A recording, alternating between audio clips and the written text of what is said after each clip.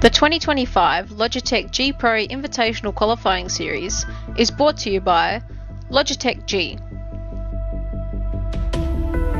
Motorsport Australia, The Gamesman, Playseat, OG Gear, Max Pappas Innovations, SimSpeed TV, Speed Cafe, and the Australian Sim Racing Group.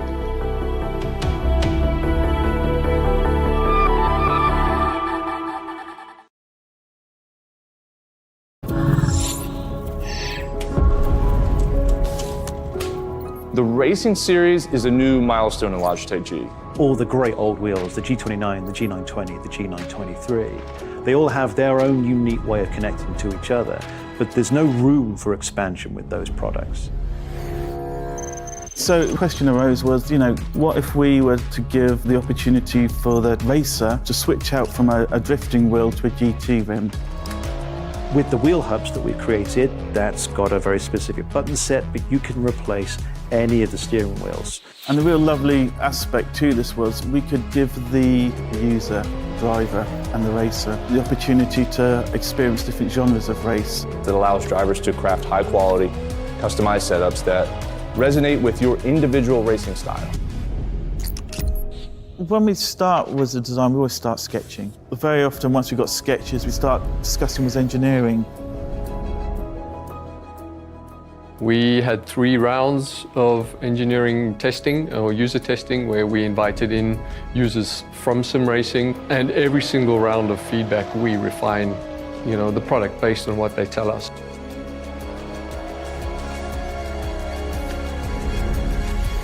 In the sim racing lab, again, we're going to use data to really analyze what a driver needs. We've used everything from eye tracking to the inputs from the pedals, the inputs from the, let's just say, input devices, the wheel and the pedals, the shifter. We're taking that and we're compiling it so that we can build different products based on those individuals' needs for all consumers and all drivers. I don't know of anyone else in the industry that's actually doing this kind of research into their products to see how their products are affecting performance of their users. We've built the product to make sure that it's as reliable as possible. So the innovations in engineering that I'd say we're most proud of is the sequential handbrake and shifter toolless changeover. This is now a patented system, so it's really easy for the user to just switch between modes. If you give people the tools to do what they want, they will. They will just go off and have fun.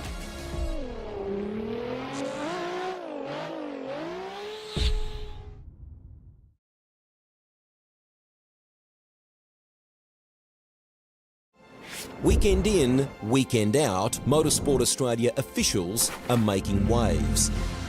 From waving flags, waving cars through pit lane, or responding to a wave for help. Wave hello to new lifelong friends. Who knows, you might just make waves around the world. Ride the first wave. Search Motorsport Australia officials today.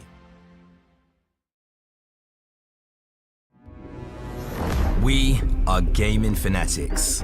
Our goal has never been to just play games. We think it's much better to feel like you're actually in the game. This feeling is what drives us as we create world-class gaming chairs. Our one aim, give you a brand new gaming experience.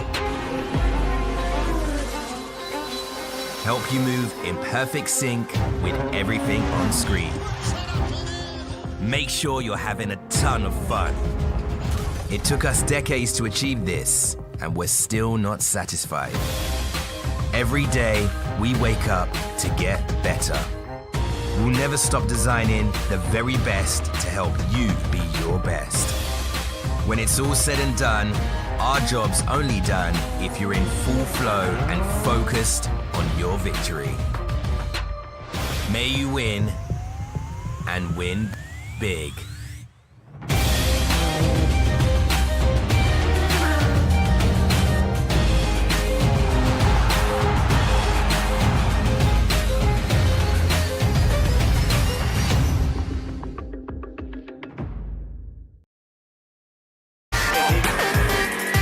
good. Hi, I'm Brendan Leach, driver of the number 7 Audi R8 or MPC Audi Custom Racing. First impressions of OG gear on the sim, fantastic. It feels really nice in your hands and doesn't gather up under your fingers.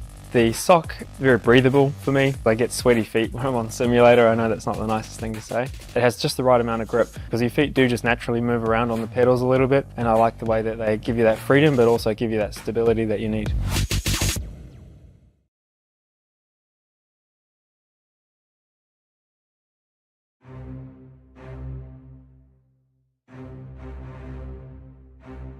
Another week, another opportunity. Tonight takes the Logitech Pro Invitational Qualifying Series to the mountains of Japan as we get set to decide our second driver into the series for next year. Emily Jones managed to find herself in the right place at the right time last week to lock in, which was good because she's off on holidays this week. A lot less stress on a holiday now, I think.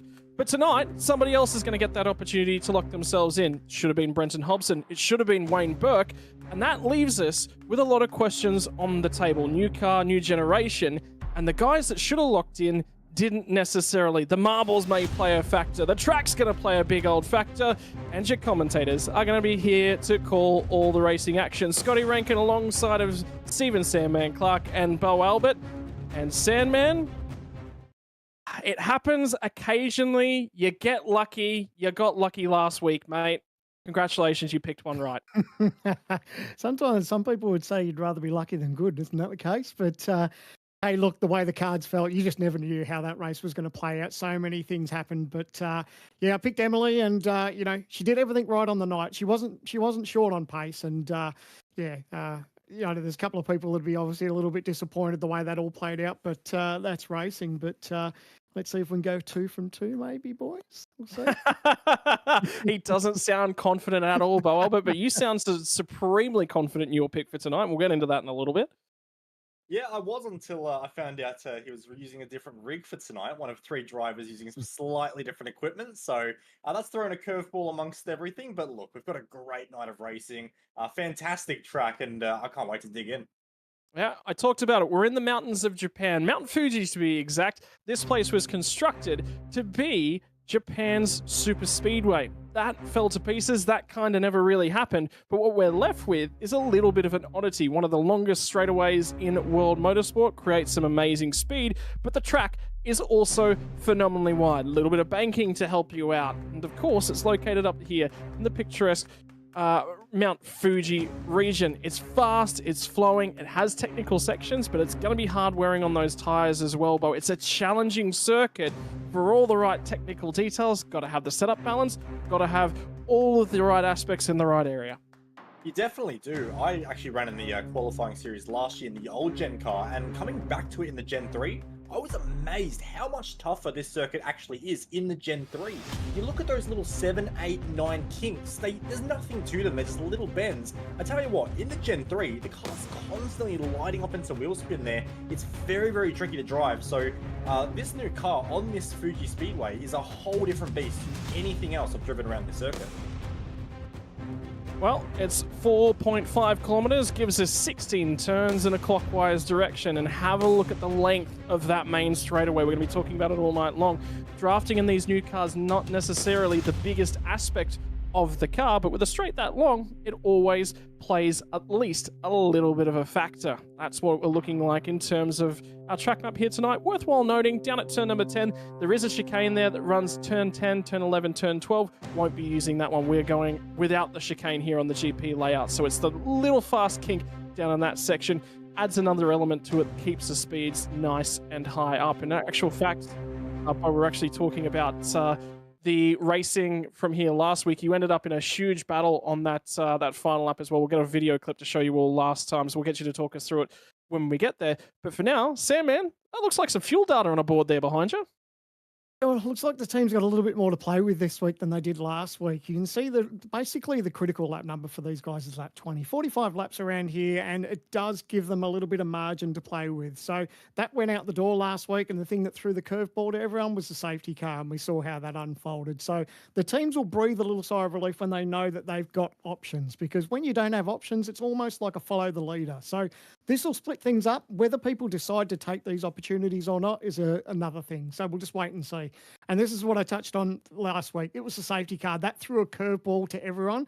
The fact that people read the rule books and remembered little key points like that, that was a game changer, and we saw how it all played out. And speaking about how it all played out, the drama was intense. If you missed last week at Mosport, this right here with 5 laps to go was a game changer. The likes of Brenton Hobson, Wayne Burke and Emily Jones all having a great hot go. Look at them in this battle. This was to determine who was going to basically get up and get the win, because they were in a little bit of traffic. Yes, they were all racers in position, but they still had to make pit stops. And you'll start to see in this vision here that there's a number of cars that start to peel off, and then it leaves the 3 to battle it out. And then who would have picked the drama that was about to unfold? You'd think Brenton Hobson was in the hot seat with a couple of laps to go now that he's got a bit of clear air. Unfortunately, it didn't go his way. The marbles that we spoke about throughout the night, they were there and they played a contributing factor. Not only that, though, it looked like that Hobson may have just locked a little bit of a tyre, went in deep. And if you start to watch the vision from here, you can see the margin that he's got. And then this is where the drama starts to unfold. Gets through this corner and then up into the tight part. So around the right-hander, down the left, and this is where it was a bit of a danger zone, I guess, all night, is the part of the racetrack where it goes down. You sort of unload here, down into the right, and this is where he pinches that brake and runs wide here. And this is where Wayne Burke and Emily Jones sneak straight through. Unfortunately, Hobbo goes back and then misses out on an opportunity. And, of course, we saw how the rest of that race played out, where unfortunately Wayne Burke got that penalty and Emily Jones went on to win. So if you missed last week, shame on you, but don't worry, we'll make it up for Fuji. Fuji is going to be an absolute cracker of a race. Again, win and you're in, win and you're in and you're out, and then you get to sit on the sidelines and see who takes a checkered flag next week. Yep, you get to sit back, you get to relax, you don't have to bounce around in the middle of all the stress and all the drama that's going on. Check that out. I love this place. We were actually just going through a whole bunch of different broadcasts. We're talking about the series last year. It was a drag race finish in the qualifying series last year. Then I jumped across and got to commentate in another league, and that ended up in a 3-wide drag race finish. This place creates racing moments on those last few laps. It creates tyre deltas, it creates tyre offsets. Well, have you talked to a few of the guys about a little bit of the tyre strategy here tonight? Because we were talking last week, one of the bigger aspects of this new generation of car is the tyre management. You've got that plateau, sure, but learning when to go for that undercut's the right key. Absolutely, and especially in this new car, the undercut is so effective. That initial probably 10 or so corners of the car, it is actually a little bit rough to drive, but then it comes on really quick and you get an immediate gain. So those drivers that are hitting 1 lap earlier are going to get an undercut and are going to get a big benefit around here, especially when we look at the corners such as turn number 4, that long right-hander, that is punishing the front left around here. So whereas we might have seen more of an oversteer balance develop over the run at Mosport, what I think we're going to find here is a bit more of an understeer balance as the race goes on, because those front tyres get a massive beating around this circuit. There's a lot of long loaded corners, including the right side tyres too. You look at that final sector, it's all slow speed corners. So for these drivers, that's one thing they've got to manage as the race goes on. 4 rounds in terms of your 2025 qualifying series schedule. We love qualifying. We love February because 4 weeks of back-to-back racing action in your Logitech Pro Invitational Series. Each and every year was such a highlight to be part of this last year. I missed out on this round. I love this track. I hate missing out on this round. Well, who's going to lock themselves in tonight? Who's going to point their way in? Because remember, you win a race, you actually automatically straight through. So 200 points is normally the maximum points that you can score from any round. The problem is scoring 200 points, you automatically get kicked out. You're automatically straight into the main game. So Brenton Hobson walked away across the finish line in 3rd spot last week, finished in the lead in terms of overall points after the penalty was applied to Wayne Burke. Surprised, though, in the offing was Andrew Dyson. Didn't expect to see him that far forward, and I think Dyson would be very happy with that one. Jacob O'Reilly's right there, Dylan O'Shea, Matthew Bowler, Glenn Postlethwaite. Have a look at the number of different teams that were in and around the right numbers. We had six different teams inside of the top 6 drivers in the finishing order last week. That was intense. We haven't seen breadth in terms of finishing results like that ever. We were already talking about what it looks like in terms of qualifying results, practice results at the moment. We're seeing that same breadth. It is going to be a phenomenal one. And then Bo, this clip right here, this was the qualifying series. 2 to go last week. There were tyre deltas. Phil Sell went for the undercut. Then this battle involved in front of you, and you're just sitting back there going, well, I'm not out of it, but it's going to take a lot to be in it.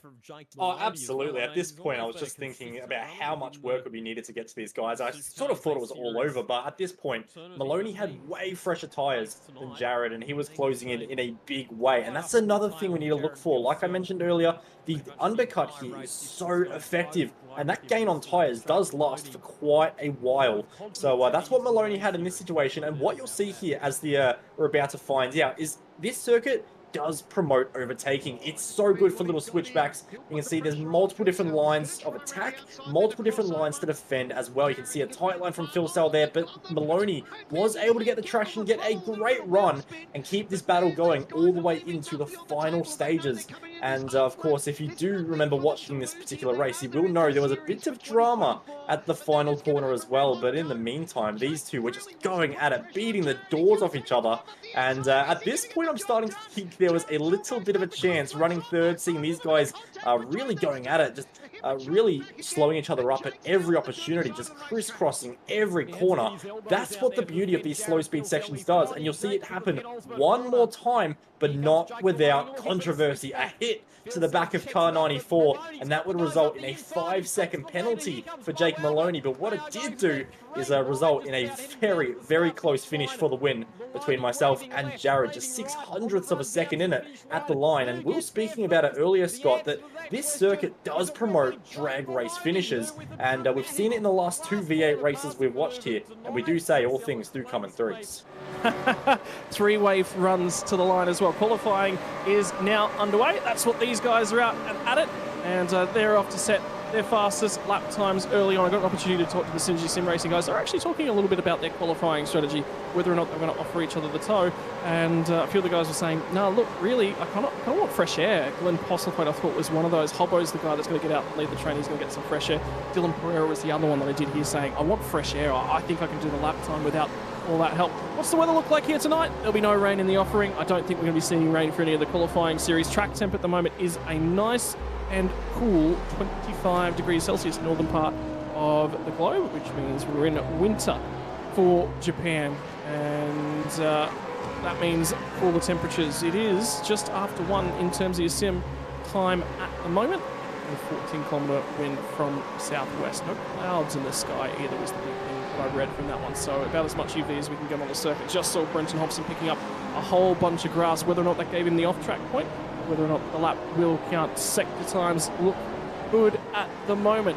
And we'll get our opportunities to see the first lap times up on the board here in about 30 seconds or so, because it's such a long time out. The car crawls through the slow section. And the differences in attitude here. And Sammy, you just watch those cars, you watch them. They are just looking to light up those rear tyres at any opportunity. This takes a deft right foot. Absolutely, and you can check out, looks beautiful onboard that we've got for Brenton. You can see him behind the wheel, pulling gears, but and they look magnificent on track too. I know they've got to be easy on the throttle as far as getting the power down, but these next-gen cars really look the part on this racetrack. So, yeah, it'd be interesting to see how they go through that twisty section. I was always concerned as a driver about using up my front tyres, because we touched on it just through all those little twisty bits that, yeah, you should be very cautious and make sure you look after that tyre wear. That's one of the Phoenix entries deeper in the field. Jack Andrews at the moment. You can just see there's a bunch of cars going off at the last corner. They're just trying to get out of the way of everyone else, not impact some flying laps as it currently stands. There's some runs to the line coming through. Cody Deeth has gone to the top of the board with the first 37 flat. We're likely to see in this session fastest time. He actually held it for the practice session. He's improved on it by about 1/10 of a second as well. Look at the gaggle of cars firing into pit lane. They cannot afford to waste time at this early stage. First qualifying laps in the book. It'll be Deeth from Burst, 2 Eclipse Sim Racing drivers front row. As it currently stands, Matthew Bowler, Teo Sorono's managed to put a very, very strong lap here together. Jacob O'Reilly was consistent last week. Veld, Stanaway, Pereira, Hobson, Job Stewart round out your top 10. And with those first laps in the books as we crawl around to get back to the pit lane for a fresh set of rubber, boys, time to talk about, I made Sandman get off the fence this week. He wanted to sit on the fence yet again. We all came out with a driver pick, and we'll start off with mine.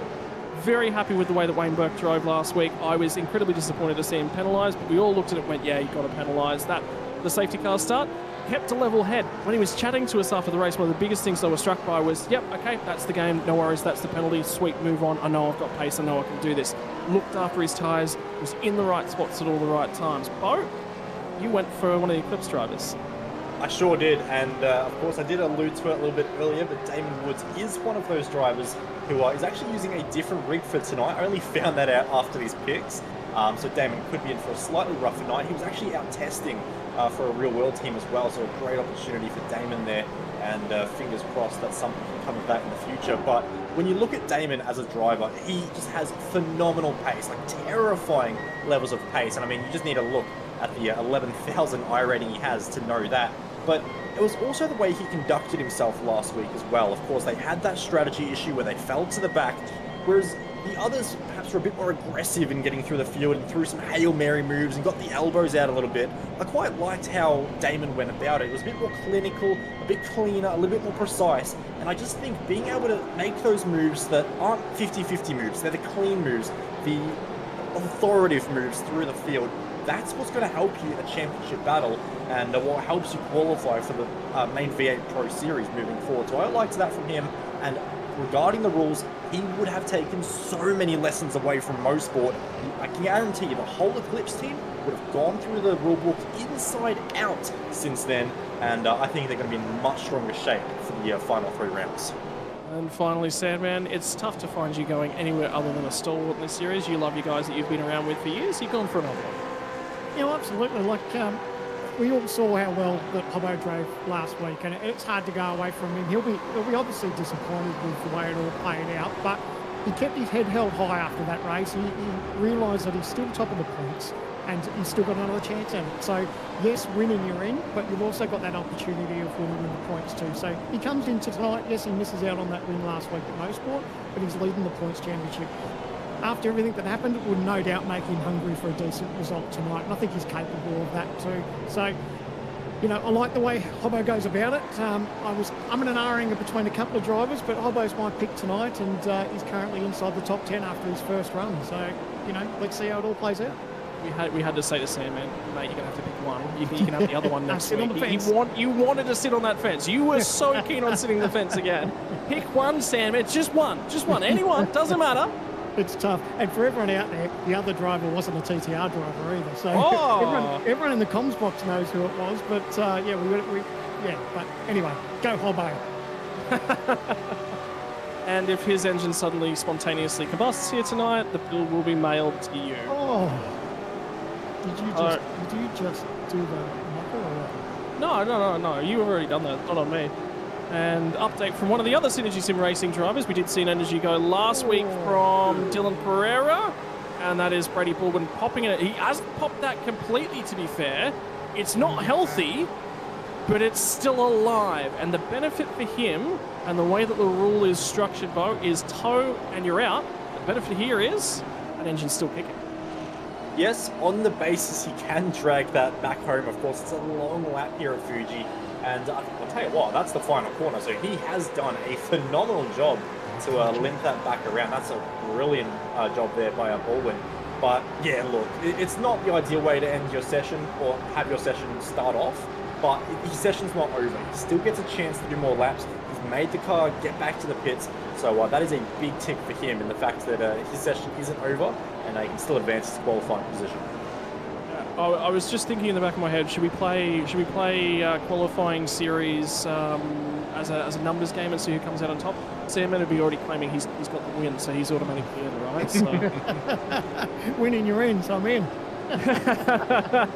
Well, everyone firing off to complete their second time lap. We are coming up on just shy of halfway through the session. Drivers just gone through, and Dylan Burst will set another flying lap. I don't think he actually quite improved. He set a 137.124. Now we set a 137.152, so 300ths of a second further back. Hobbo has managed to improve on his second lap, so he is starting to climb those ranks once again. And have a look at Christopher Ireland, whose Ireland I don't think was actually here last week, so he missed out in the first round. Did get an apology message come through from Anthony Visma, one of the Accelerate Sim Racing drivers, having pedal calibration issues. So the 50-cent part, Sandman. We're going to play Sandman Bingo at some point in the season. So for those of you watching along who are Sandman fans, you will get the opportunity to play Sandman Bingo. Look forward to that. In the meantime, Dennis Katarik and the 61 machine as well on the run down to turn number 1. So Pereira looking to try and find some time. Does improve on that lap, particularly with the amount of tow he just received. Pops himself deeper inside of the top 10. Jack Widdus is now coming out of the last corner. So I believe this will actually be to start a new flying lap actually for Widdus. He'll be out nice on his own. There's a few drivers towards the tail end of the field yet to set a qualifying lap. Brady Baldwin, we obviously saw his engine. Jordan Ross is actually not in the series, so ignore that one from me. Tyson Broad and Jack Widdus both haven't set laps as of yet. And Robbie Pettis as well. Not seeing a lap time on the board for him. So there's only a couple of drivers. The bulk of drivers have now set their times. And probably worthwhile noting, we were talking about drivers not at home and on their sim rigs at the moment. Damon Woods, Tyson Broad is another one, and Kurt Stenberg in the last week of his holiday in New South Wales. He'll return to his own sim rig next week. 16 last drivers at a time down back in the field in 38. Someone caught your eye there, Sam?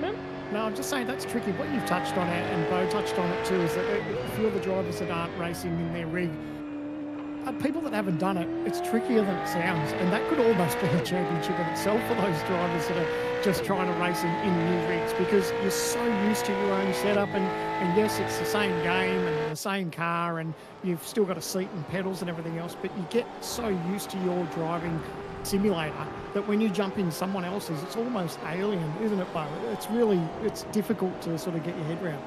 It really is, because obviously at your home rig, you've got everything set up exactly how you want it to the millimeter. Your pedals, your steering wheel angle, your seat position, not just how much forward it is, but also the tilt and everything. It is your own rig, you personalize it, you adapt to it. It is your sim rig. It's so comfortable for you to race in. Out of nowhere, you jump onto someone else's rig and everything's different. And it's just that approach on how you actually try and tackle that is so vital for these drivers, because everything's going to feel different. And they have to totally learn a brand new driving style. And that's a really tricky thing to do, especially for some of these drivers that I know are working on a pretty tight timeline and maybe only jumped in the sim rig for the first time in the last hour or so. Yeah, and Andrew Dyson having a moment on the way out of pit lane. Crosses the blend line. So that white line earns him a black flag, which means he'll have to drive his way back around to the pit lane, serve the penalty before he can go back out on track. So there's probably only enough time for another couple laps. Drivers having lots of problems with off tracks down at turn 10. We're talking about how fast and flowing that is. Last week we saw two Eclipse drivers take out the front row of the grid. This week is looking much the same, but not on lock in at the moment. And I'm just having a quick look at Damon Woods, who's right at the tail end. He's not had a lot of time because there was a quick run from, I believe, Queensland Raceway. He was in the Mercedes-AMG GT4 today. It was the drive that you were alluding to. It was a test drive to run that season for him. He's had a year out of real-world motorsports. Things just never quite came together, unfortunately, for him last week. That looked set to change. Could it change in the V8 supercars for him in the Simmers as well? O'Reilly on the run down the flag. Is that Ireland at the back end of that? It's one of the DPR cars. Very unlikely to be Andrew Dyson. Ryan Jones has gone around. So that was car number 11 there rotating at the final corner. I've just gone and had a look at what actually happened there. There's actually an altercation with car 92 of Rain Campbell. So that's just a little bit of traffic tripping over each other, as you'll see here, Scott, on the OG Gear replay. Yeah, so looks like the rear got away from him. Yeah, but there was a question mark of impeding at the final corner. I don't know if that's impeding. I think that's just necessarily not the brightest traffic decision, unless there's more to that. There is more to that. It was that Ryan was actually on a fast lap. And Bo, how many times did we find you outside of the train last season? You know exactly how that works out. Yeah, don't remind me. It is a brutal experience when you find yourself out of sync, and it does snowball. It genuinely does, and your next couple of runs are all ruined. You don't quite get the drafts that you would like because you're out of sync with the other cars. It's one thing you almost can't afford to do, and it's a battle we've all debated with it ourselves during the qualifying session. If you do stuff up that first run, and let's say you've invalidated it, and the lap doesn't count, you just finish the lap anyway, and just make sure you stay in sync, and even though you might lose an extra lap, in your actual session in terms of going for a push lap, it might be worth it to actually just stay with the pack and get the draft. As we take a look at Jacob O'Reilly, one driver without a draft, and doing everything he can to make sure no one else has a draft on him either, as he weaves across the front start-finish straight.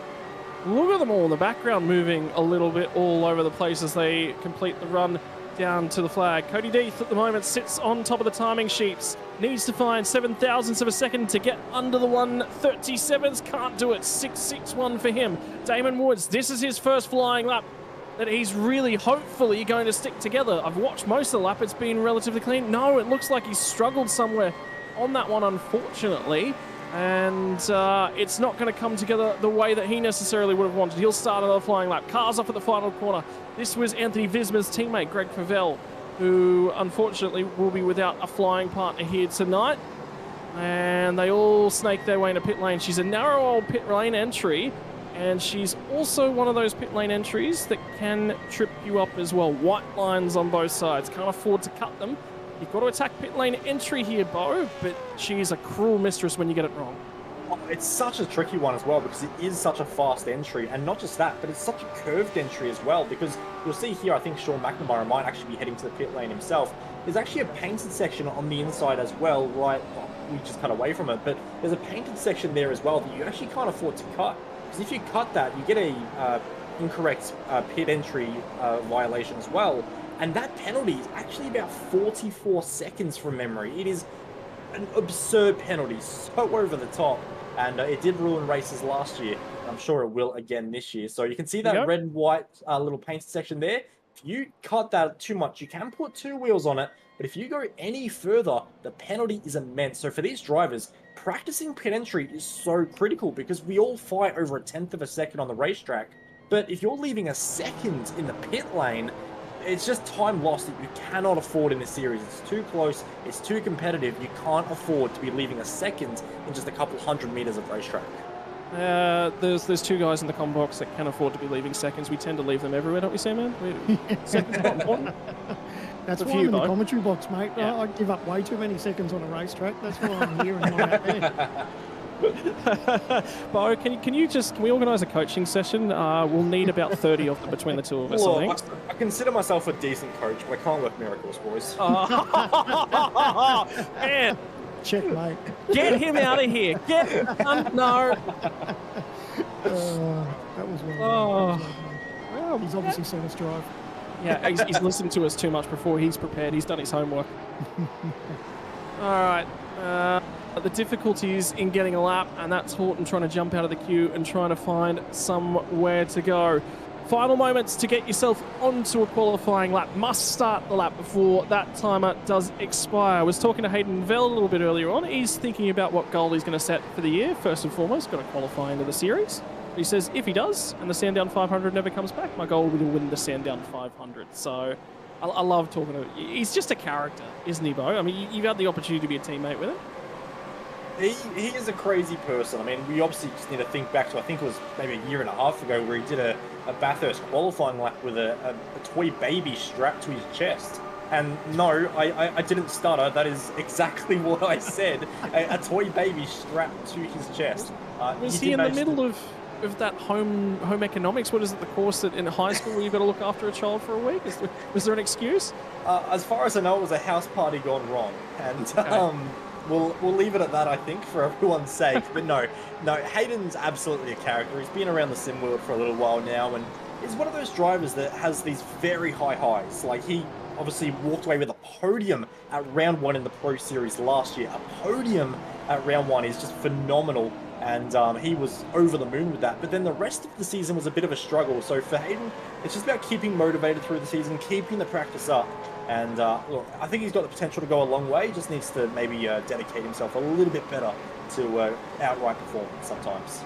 And you're starting to see the last queue up to really have an attack at a flying lap. Richie Stanaway managed to put his car within a tenth of a second, just over a tenth of a second of pole position on the last time of offering. What's he going to give for us this time by? Hayden Veld cuts his way through into the final couple of corners, and that's lighting up the rears, and that will be the lap done. So he will not improve from 13th. He can only tumble from here. The rest of the queue will fire their way back through. 30 seconds on the clock. The drivers that have started a lap have already started their lap. There will be no more. It's going to be the drivers that are on from here.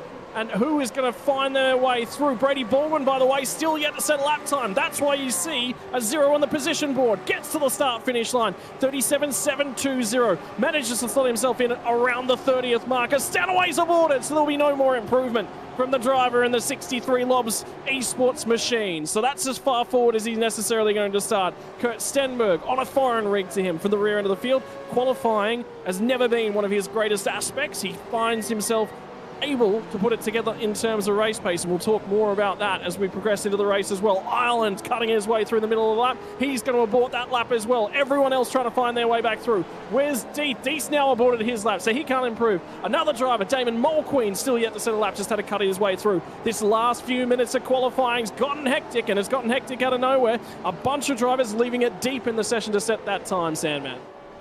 Yeah, they're all leaving it now. I was shocked to say that he'd only done one lap that you touched on there, because you think this deep into the session, we always talk about as to how important it is to get a banker, but to be leaving it that late in the session to get one lap down, that's really puts you in a difficult pace for this race going into tonight. Dylan Burris not quite able to improve. Misses out by 0.05 of a second. Hobson gets to the line. Is he able to get it down beneath that mythical 36? No, but he does improve by 0.03 of a second. Shuffles himself a couple spots further up. Capel's inside the top 10 as well. These are all the drivers that have finished their lap. There's about 10 of them left to go. There's another driver, Mulqueen, will not set a lap. He'll be starting from the tail end of the grid. No qualifying time set for him. Josh Horton on a flyer as he tries to improve on his run to the line as well. No, it's all over for him as well. So he'll practice another pit lane entry. There's a queue of them. There's a slew of them out of the last corner that are all racing their way back to the line. Only one driver looking to try and improve. Tyson Broad, one of the drivers on the foreign sim rig, needs every opportunity to get seat time, and I believe he did improve on his lap time, but not by enough to find another position. We'll start at a 40th spot here tonight. Preston at the tail end of the field. That looks like a car that's not necessarily on a flying lap. Indeed, he's not. Qualifying locked in, boys. That's the grid. Lock them all in. And Fuji for 45 laps, here we come. And again, it's Eclipse Sim Sport on top. But the big story on the final lap of the session, Wayne Burke slots himself in a P2, and I like the sound of that. Yes, well done there for Berkey. Looking for redemption, and great position to be in now. Front row of the grid for the start of this race. Good job. Here we go. We'll run through the qualifying positions because they're just all about locked in. We've got a couple of interviews to do in part of our Gamesman grid walk. But once again, your place seat, pole position is going to go the way of an Eclipse Sim Sport driver. Last week, he was on pole position, and this week he's going to back it up and go, sorry, my apologies. Deeth was deeper in the field last week. It was Burst that was incredibly quick last week.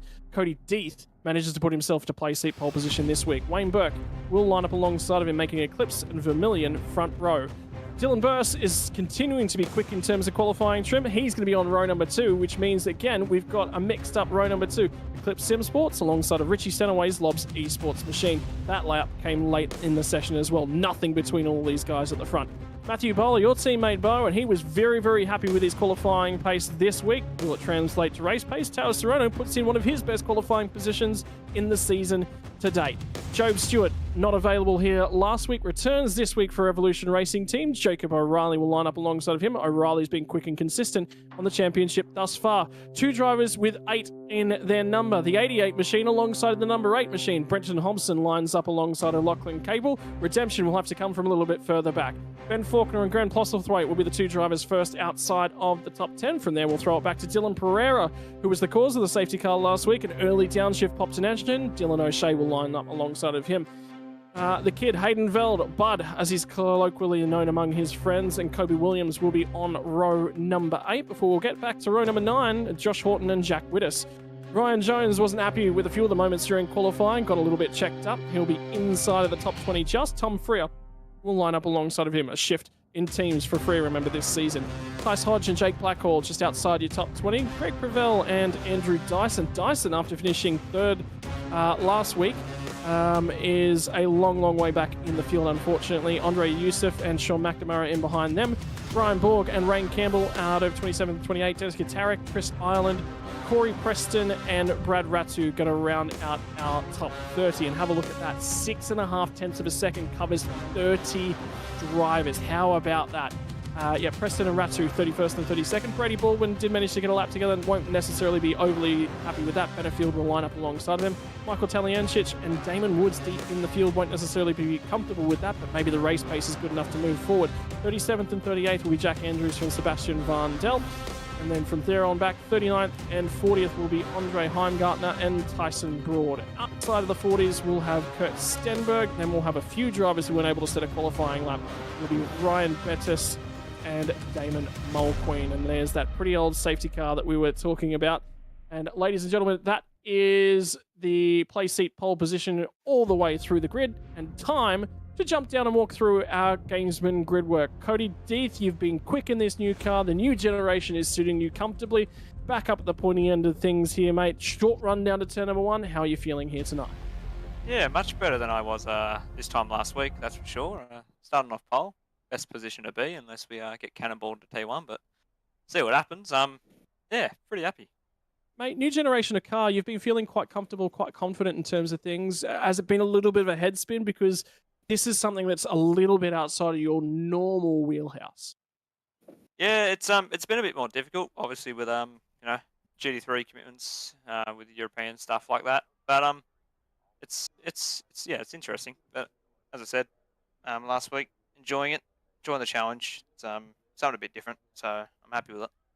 Take us a little bit through some of the team stuff that happened last week. Obviously, there was a few mistakes, few errors, and particularly in terms of the rule book. How did the team respond, I think, is the biggest key that we were all looking for.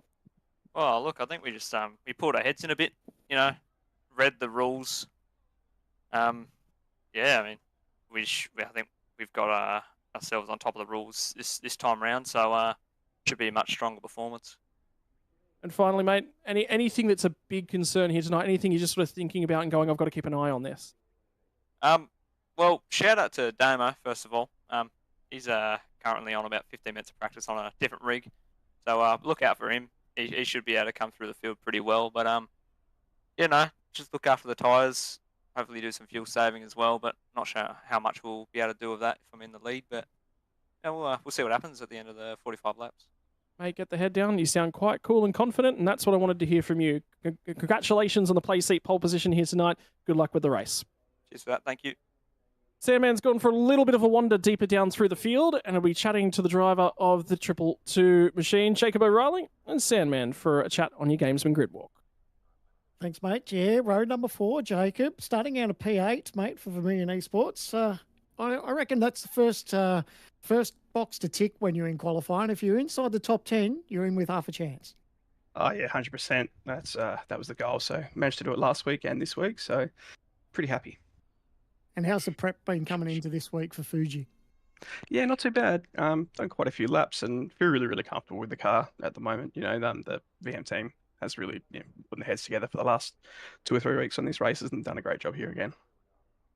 And we saw a little bit from Mosport last week where pit strategy can play a real factor in this. Have you guys got some sort of idea? Obviously, you don't want to give away too many secrets to anyone who might be paying attention, but no doubt you'll have some sort of idea as far as when you want to pit. There's 2 pit stops that need to be made tonight, and that'll be playing on your mind a little bit. Yeah, we've got a few ideas, like, it's a few different splits in the fuel take, but I think it's a really good idea, this fuel cap. It's really spicing up a bit too, so should be a good race anyway. All right, Jacob, well, all the best. Keep that car clean, and fingers crossed we're talking to the end of the night, but until then, mate, all the best. Awesome. Thanks, lads. And Bo, I think we've given you the short end of the stick again. You're down to P24 where you're caught up with Andrew Dyson. Yeah, I definitely am. Just waiting for Andrew to come and see me. Here we go. Yeah, once again, been given the short straw, gone for the longest walk. Thanks, guys. I'll be out of breath once again. But I have caught up with one of the drivers with one of the best beards in all of sim racing and one of the best fuel savers too. Andrew, there's a fuel cap coming into tonight's race. I know how good you are at fuel saving. Do you think you can use that to your advantage today to move your way up the field? Geez, that's what I'm hoping I can do, because that's probably my only hope at the moment. But yeah, I think all the boys have got that in mind. We all haven't qualified super awesome, so we're just going to go out, save as much fuel as we can, see what we can jump, play some straight games, and see what happens. Well, sounds like a good plan to me. Of course, you guys have been, in my opinion, one of the surprise packages of this Gen 3 car. You guys have been fighting well up the front of the field when it comes to the official races. I think back particularly to the week at Navarra, you guys were extremely quick. How as a team are you guys finding the new car? Do you think it suits you guys a lot better than the old Gen car ever did? I don't really know, to be honest. I actually don't think we're going all that well. I mean, if you look back to the official week at Navarra, the participation wasn't all that great, so that probably pumps our stocks up a bit when you think about the participation level. But no, the boys we did pretty well, and we're trying to do our best. But at the same time, we're not trying to put in unsustainable hours as well. We just want to come out here and have a good time of it. So yeah, it would be nicer to be closer to the front, like we have been in the officials. But this is pretty competitive, so yeah.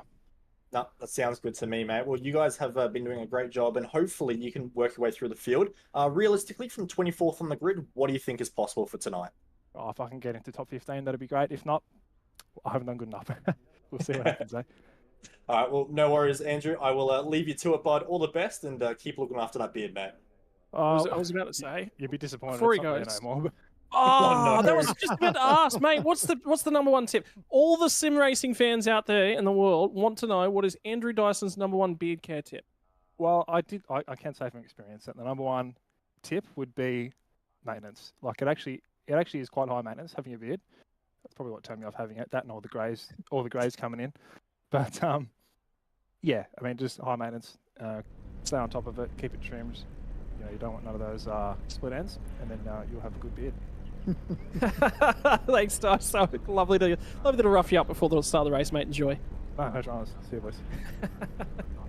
What I love about this field, though, guys, part of the reason that draws me to this sort of stuff is the fact that we get to sit back, relax, and enjoy with a lot of these guys. I think that's when I went for a little bit of a wander and chatted to a few of the guys through the garages.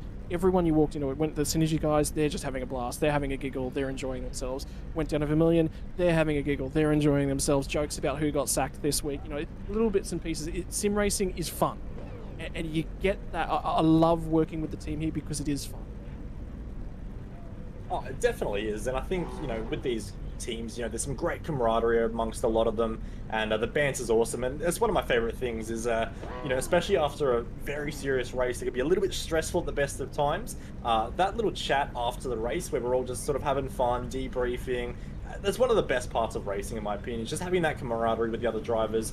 And yeah, it's something I think that if you're not in a team in sim racing, it's something I definitely recommend getting into, because the experience is second to none, honestly. Righto, gentlemen, we are just seconds away from getting underway. Your qualifying series, round number 2 from Fuji. 44 remain in this qualifying field. One has already elevated themselves. Who is going to climb Mount Fuji and elevate themselves to Pro Series contention here tonight?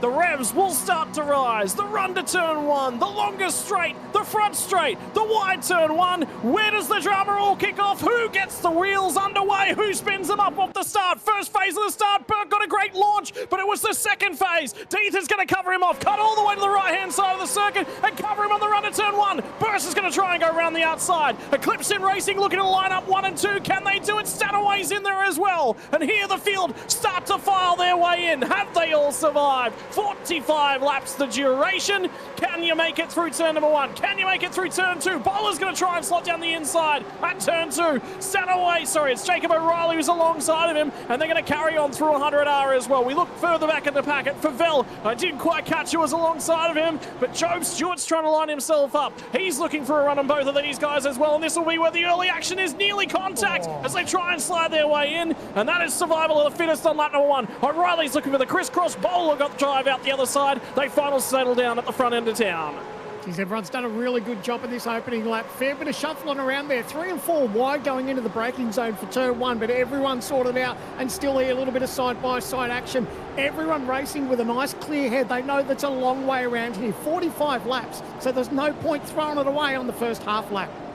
Yeah, now they'll start to line themselves up. Who's going to go on the fuel save strategy? Who's going to go aggressive? Who's got the tyre life? This is where we start to build it. You can just see the car's a lot more stable as they exit through the last couple of corners. We talked about that last week, the difference between race and quali trim. Bo thinks they're going to go tighter. They're going to go pushy. They're going to go understeering on the front end of the car. What does the tyre life look like? And most importantly, put yourself in the right lane. Get the draft. You do not want to be standing out alongside someone as you come off of the last corner. You want to be in the draft, build the run. Who's able to make the moves when we get down to turn number 1? Look at Richie Stanaway starting to close on Dylan Burst. Not quite able to do it. Somebody is going to dive out. I think that's Horton who's trying to slide himself down the inside. Not quite able to get the job done. Postlethwaite got the elbows out last week. Looks like he's getting a little bit the same here again. And there's contact at turn 1.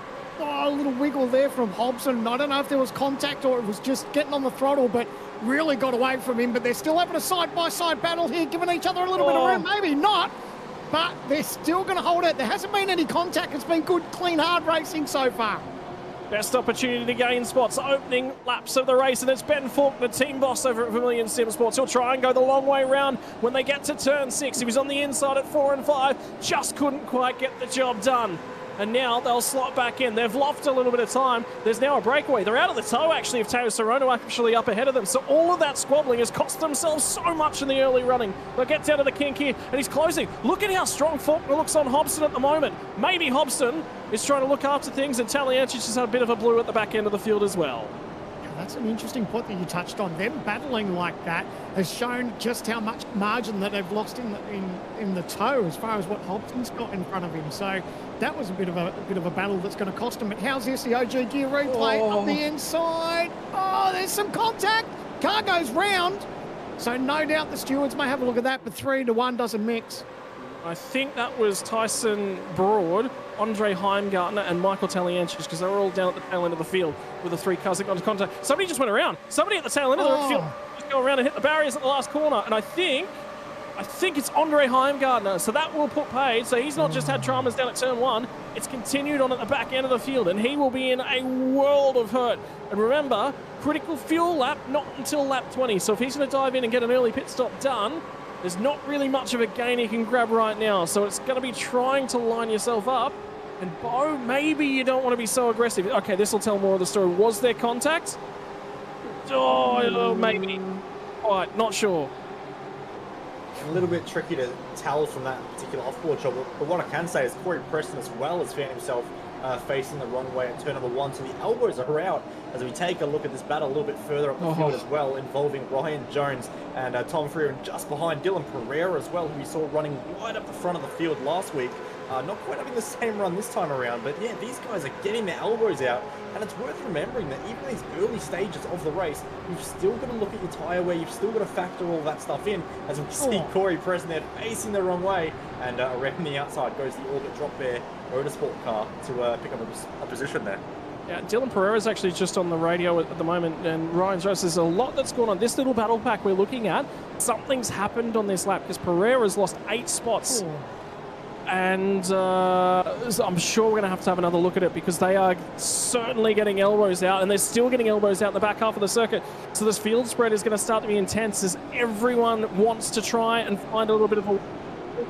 And here comes the onboard replay that might tell some of this story. I believe this is Corey Preston we ride on board with at the moment. Tips in it.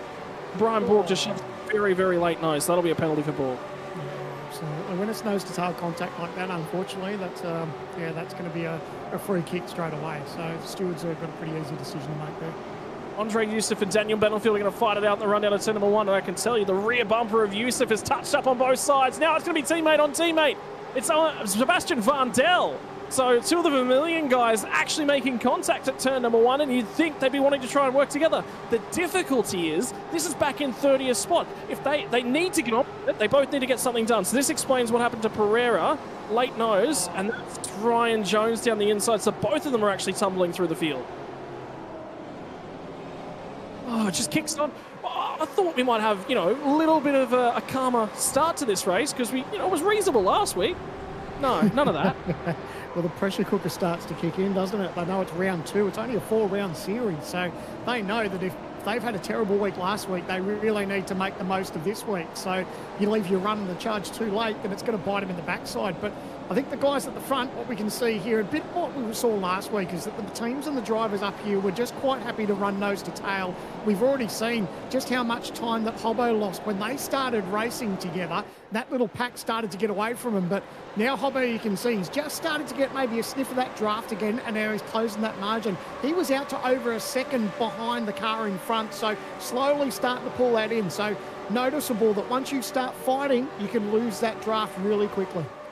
Yeah, I wonder how much fuel savings going on up and down this field, because you mentioned it, Bo, it's going to be a critical part to this race, critical aspect. I can already hear Hobbo wasn't aggressive down through the gears on the brakes, and here comes Pereira. This is nearly a replay between these two, and Pereira gets the job done at turn 1, and Jones nearly gets into the back of him. They're side by side in behind as well, so the racing action's going to continue. That'll be Chris Ireland and Jake Blackhall. So the 2 of the DPR drivers on the side by sides and the aggressive moves on the run to the 2 number 1.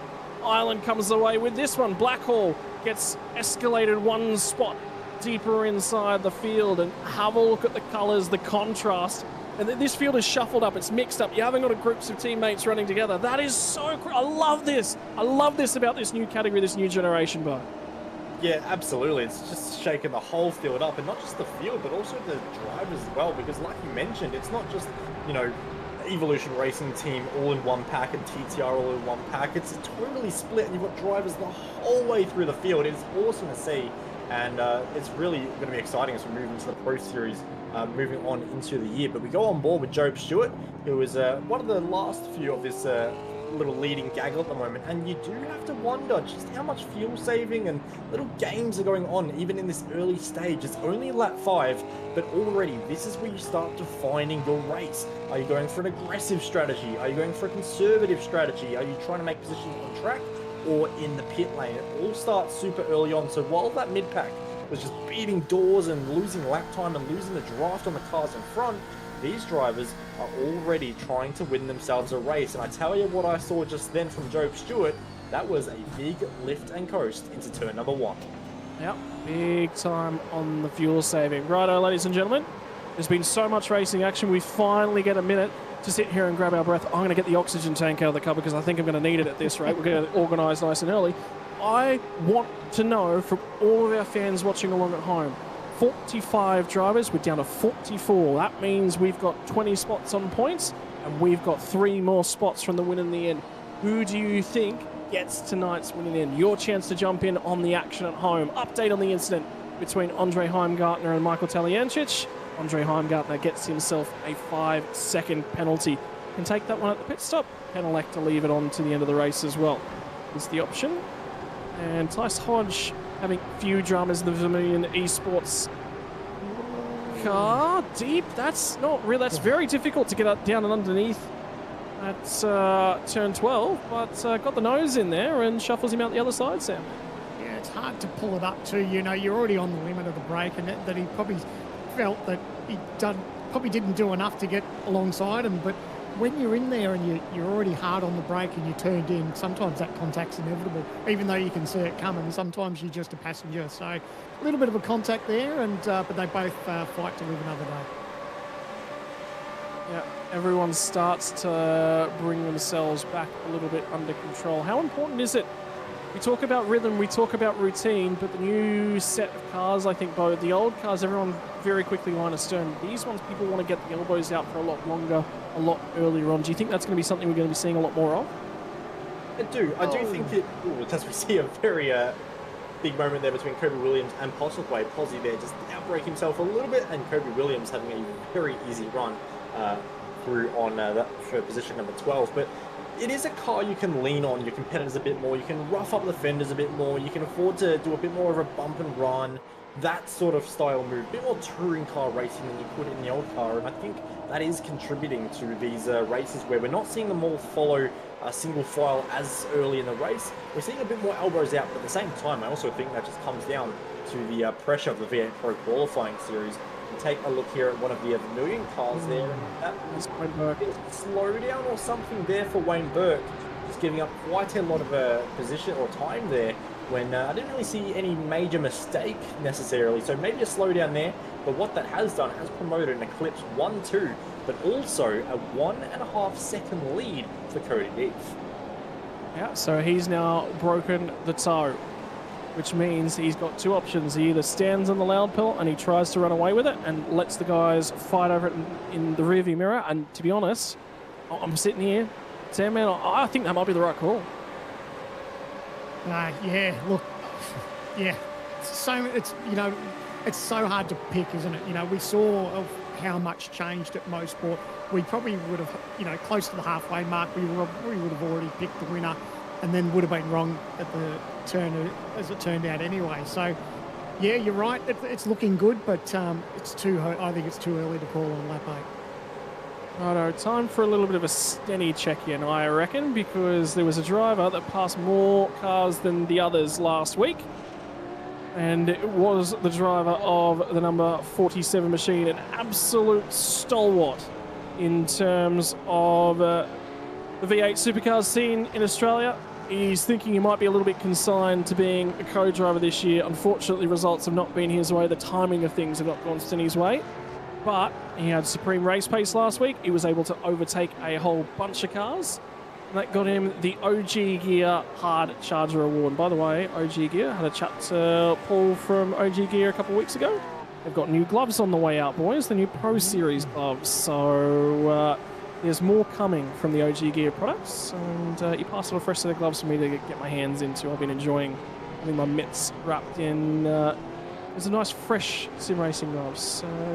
You a glove man? Less of a glove man? Definitely a glove man. It's just a lot nicer, especially for the endurance races, because as we get an OG Gear replay here of Wayne Burke, and I did get asked by my producer, can you get a slowdown penalty at turn number 3? The answer is you definitely can. I think that right there pretty much explains what we see from Wayne Burke there. You can see all 4 wheels beyond the white line, and he would have got pinged. And that's why we saw him dropping some positions to both Dylan Burse and Richie Stanaway. And I think he can get one on the outside of that corner as well, on running too far over the curbing. So there's one at risk on the inside, there's one at risk on the outside. But you've got to press the limits either way, or else you're just not going hard enough. Dylan Burse has actually had a little bit of pace. He's starting to run his teammate down a fraction. Closed on that last lap. How much? 0.05 of a second. That's how much difference there is between a few of these guys up at the front end of town. Stanaway's climbed his way to 3rd. I mean, last week, got the elbows out, but he was a little bit further back in the pack and had some overtaking to do. This seems a lot more classical Stanaway, Sam. Yeah, look, he was very fast last week. It was easy to see, and yeah, I think he knew that win was probably a missed opportunity for him for the penalties that he received and such. So, yeah, I figured we'd see a different Stanaway tonight, and it's definitely looking that way at the moment. You know, he's not doing anything silly. He's just staying in touch with the leaders. It's only lap 9 of 45, so he's getting himself with a rhythm. He's not worried about anything at this stage. So it's just cruise control for the moment until they start, thinking about those pit stops that they need to tick over. Something worthwhile noting, we talked a lot about it at the conclusion last week, and it was in the 5 main takeaways from the first race of the season. Have a look at the little spicks and specks on the racetrack that are starting to show up, and you saw a few of them flick up into the air as they come off the final corner right there. Marbles time, boys! I've never been great at walking on marbles. I don't think race cars are either, Bo. No, and I think we found that out very, very quickly at Mosport last week, and I'm surprised it's actually taken so long here, especially with turn number 4 here, with how long it is. It's just murdering that front left tyre, and that's where I think we're going to see most of the marble build up, especially if we see cars side by side through that particular corner. Because we saw last week, the second you get even the smallest bit of tyre onto those marbles, there's no coming back. The car just gets dragged out further and further and further and it is game over for you and plenty of positions lost. So for these drivers, absolutely something they have to look out for, and especially moving forward with the debris refresh that iRacing has brought out as well. It can be, like I mentioned last week as well, it can be a car that went off well further down in the pack. You have no idea it's happened behind you. You come around on the next lap, out of nowhere, there's gravel all over the circuit. That impacts these cars in a big, big way now. So for these drivers, it's not just the car evolving you have to worry about, it's very much the track as well. Yeah, and our producer's trying to get some shots of the marbles, and you can just see more and more and more just being dumped outside the racing line, so it's certainly starting to build up. 5-second post-race penalty has just been added to Jack Wittes' time, so that was the car that we saw trying to get down the inside late on in the lap as well. That was the contact we saw a little while ago. Stanaway's got pace again. He's starting to climb closer and closer and closer to Dylan Burst. What will the lap times be this time by? Well, big thing is you get out of that last corner a car length earlier. You can get on the gas a car length earlier. It takes you a long, long time to recover that back. Now the toe starts to kick in, and you can see that he is closing, he is closing, he is closing. Burst opted for a little bit of fuel save there. Stanaway moves to the inside, starts to show the nose. Burst went in deep to turn number one. Whoa. Here comes the opportunity. Stanaway shadowed him, showed him the nose in the rear view mirror, and he cracked him. And the cracks are starting to form in the Eclipse Sim Sports. They're quick on the short run, the qualifying time supreme, but the tyre life is going to be their downfall early on in the quali series.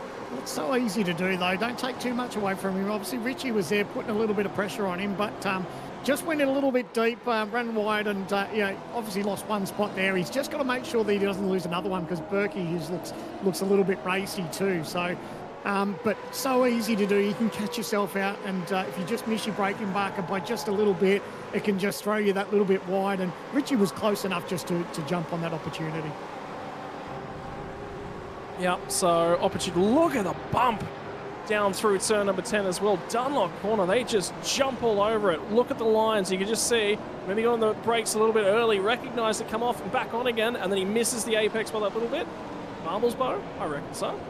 Oh, absolutely. I mean, it's not just obviously through the corners as well. It's in the braking zones you see the marbles too.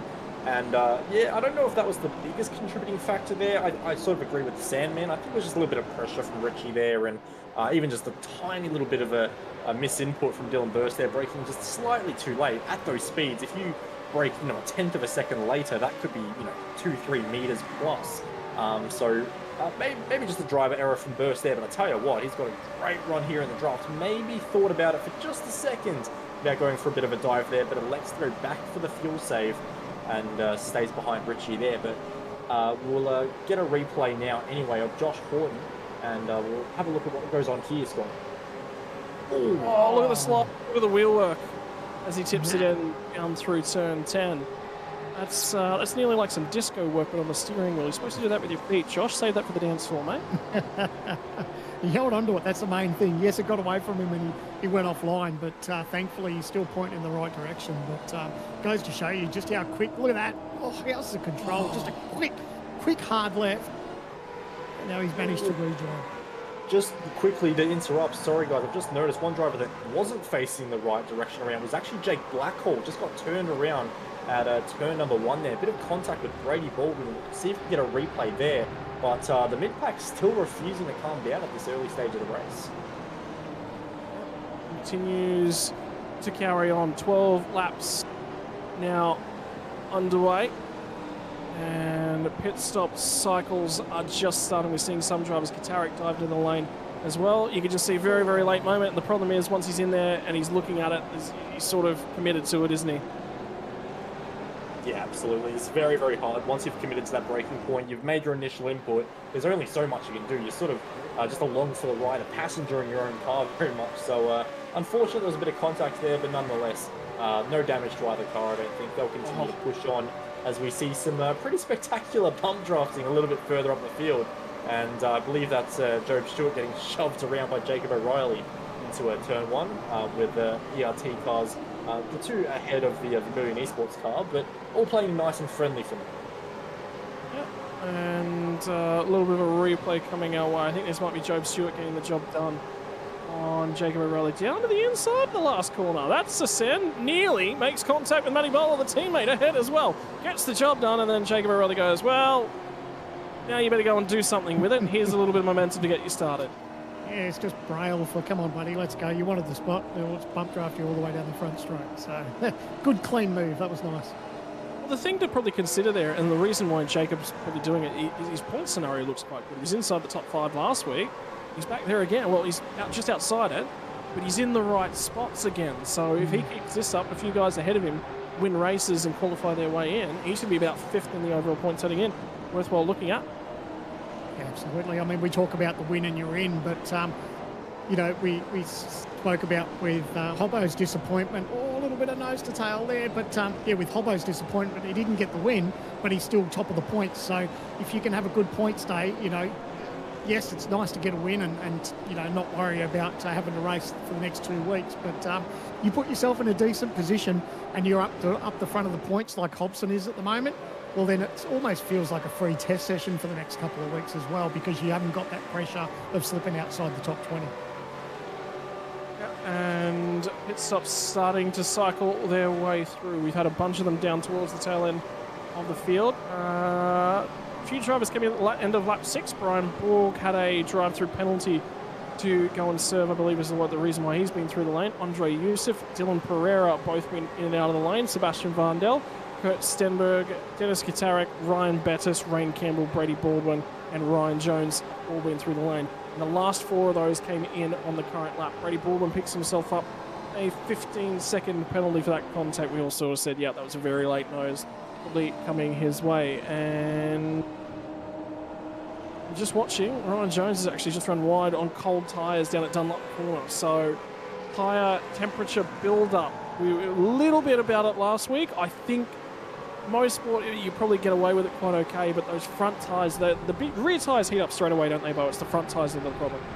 Yeah, the rear tyres aren't so bad. Obviously, you can even play a couple of little games, leaving your pit box, you can just light it up a little bit, and as well, turning off the pit speed limiter early, and well, not early, but just making sure you get a bit of wheel spin as you get out of the pit lane, and you can just generate that tyre nice and easy, whereas the actual fronts are a lot harder, and with this iRacing tyre model, you don't really want to induce scrub into the tyre at all, especially at that early stage of the tyre life. So you really do just need to sort of take the pain and just accept that the tyres are going to take a little while to come up a temp. You can obviously do little weaves on the straight and stuff, but realistically, it's not worth the biggest advantage to do that. So it really is one of those things you just have to sort of accept and yeah, just sort of try and deal with the best you can, because those first few corners, especially here, turn 4, some of the big braking zones like into Dunlop Corner, you are really going to struggle for initial turning. That front pack, that second pack, second, third, fourth start to come back together. They sort of pulled away from each other. Now they're all getting sucked back together just a little bit. Postlethwaite's in, so Posy makes his way to the pit lane. Daniel Benefield, Sean McNamara, all starting to come to the pit lane. So the pit lane strategy is starting to play itself out.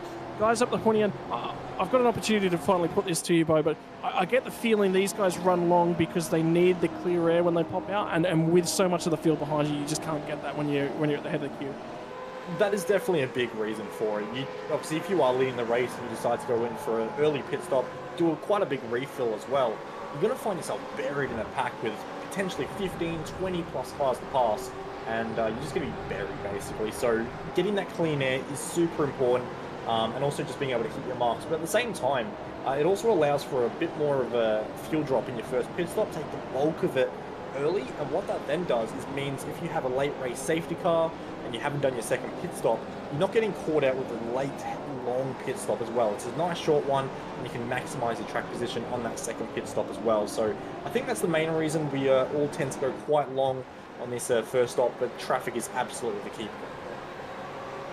And Centerway struggling to try and pull away at the moment. Burke's made a little bit of a mistake in that final sort of sector. And then this queue of cars quite well stuck together as well. So Ben Faulkner's early run, early speed sort of faded from him a little bit. Remember when he was fighting Hobson in those opening couple of laps? Well, Hobson still sits 9th. Faulkner's fallen away just a fraction. It's still queuing up behind him's Hayden Veld, Dylan O'Shea, and Josh Horton at the moment. And I don't know whether to call this an onboard or an aerial shot of Brenton Hobson. Is it a little bit of both? A little bit of both, isn't it? It's an aerial from onboard his rig. How about that? But it's a good shot, isn't it? It just gives you an understanding of the wheel work. Oh, here we go. Hang on. We're gonna have to cut away. Just had a request. Race altering event's gonna pop up on your screen any moment, and there it is. Ooh, it's Dennis Katarik has just popped an engine and sits just off the racing line. That is going to trigger a safety car. I tell you what, all the drivers who have made their first stop, they're in with a shout now, but the critical lap number, we're not there yet. It's only a few laps away. This is going to put... Yeah, this is really going to put Everyone's going to fire in. We haven't called a safety car yet. Lap 20. Well, they have now. Here we go. So just Yeah, as I say it, it's a game changer now. So a lot of these teams, like you said, they still don't have that critical number, but you'll see every single one dive into pit lane right now. Well, there's a big few differences compared to last week. One of those is the track link, which gives race control a little bit longer to have a look at that one and potentially trigger it. Last week, the safety car was called once the lead group had made their way on a pit lane, so a few of those drivers could dive in and double dip on the safety car pit stops. Tonight, not possible because the safety car was called when the lead group was coming out of the last corner. The advantage for the drivers that have already been through the lane is that they can come and take their second chomp at the cherry. For the drivers that haven't yet made their pit stop, well, they're now forced to come through and take their first pit. They're going to have a couple laps worth of splash and dash to go. They're potentially going to be looking for another tyre stop later on. Pit lane entries, we talked a little bit about this, Bo, and this one looks quite hot for Brad Rat too. Yeah, a little bit too quick, and I'll tell you what, a little bit too wild as well. Very lucky to not collect the arm code there from Brad Rat. Unfortunately, he did have quite a large penalty there, but yes, good call out there, Sam, man. That was a nice little jump there for Richie Stanaway. Very quick pit stop there compared to the Eclipse car of Dylan Burst behind. And he's going to find himself with a little bit of track position here. But at the same time, Cody Deeth has found himself buried after going into the pits with a 2-second lead as well, with Joe Stewart being one of the biggest beneficiaries out of that pit stop cycle, it has to be said. Well, this is going to be a little bit of an interesting one to unravel. And we've got another replay coming our way. This might start to unravel what went on for Dennis Gadarek. And there's the downshifts, the same issue as Dylan Pereira had last week. And immediately just fires off to the left-hand side. And Sandman's got another one right. You're getting good at this. After all these years of commentating, safety car is another game changer. Yeah, well, I touched on it last week that it could possibly play a part. It did, and touched on it again this week in the Logitech G Hub. And sure enough, there's that gorgeous Logitech BMW leading the field. And yeah, and that's something that you've got to really factor in. You know, you're crazy if you don't factor that into a strategy. Obviously, it doesn't always work out that way. Sometimes it works for you, sometimes it works against you. But we saw some beautiful reading of the rule book last week at Motorsport, and some people were able to capitalise on that. And like you said, you know, today there could have been the same deal, but we just didn't quite make that that lap number. So they needed to be at lap 20 to obviously capitalise and get both pit stops out of the way if they'd already made an early stop. So a couple of drivers would have liked to have seen this happen just a few laps later. It wasn't the case, and yeah, I love it. A little bit of a spanner in the works, boys. It's good to see. Okay, so there's a few drivers up at the pointy end of field that'll now be looking at this one, and they've jumped based upon fuel strategies. We can confidently say that Job Stewart has not filled the tank to make that much of a leap forward. He would have had to have been doing a supreme amount of fuel saving, or he's definitely underfilled the car a little bit for some mid-stint pace. Do you think, though, that you can make it from here with a supreme... We said the critical lap number was 20. Do you think you can save 2 laps worth of fuel and run fast enough that if you were to pit car back up from here and you're one of those cars that can make the second pit stop, I think it's a big enough gain that you're worthwhile willing to risk it, aren't you? There's definitely going to be somebody who decides to risk it. And the other thing you have to factor in as well is at the moment at safety car speeds, these guys are using a lot less fuel at the moment. And that'll be playing into the factor as well in that You don't have to save quite as much fuel to make that critical lap number, but it's still a long way, and I know how much time is spent on the throttle here at Fuji.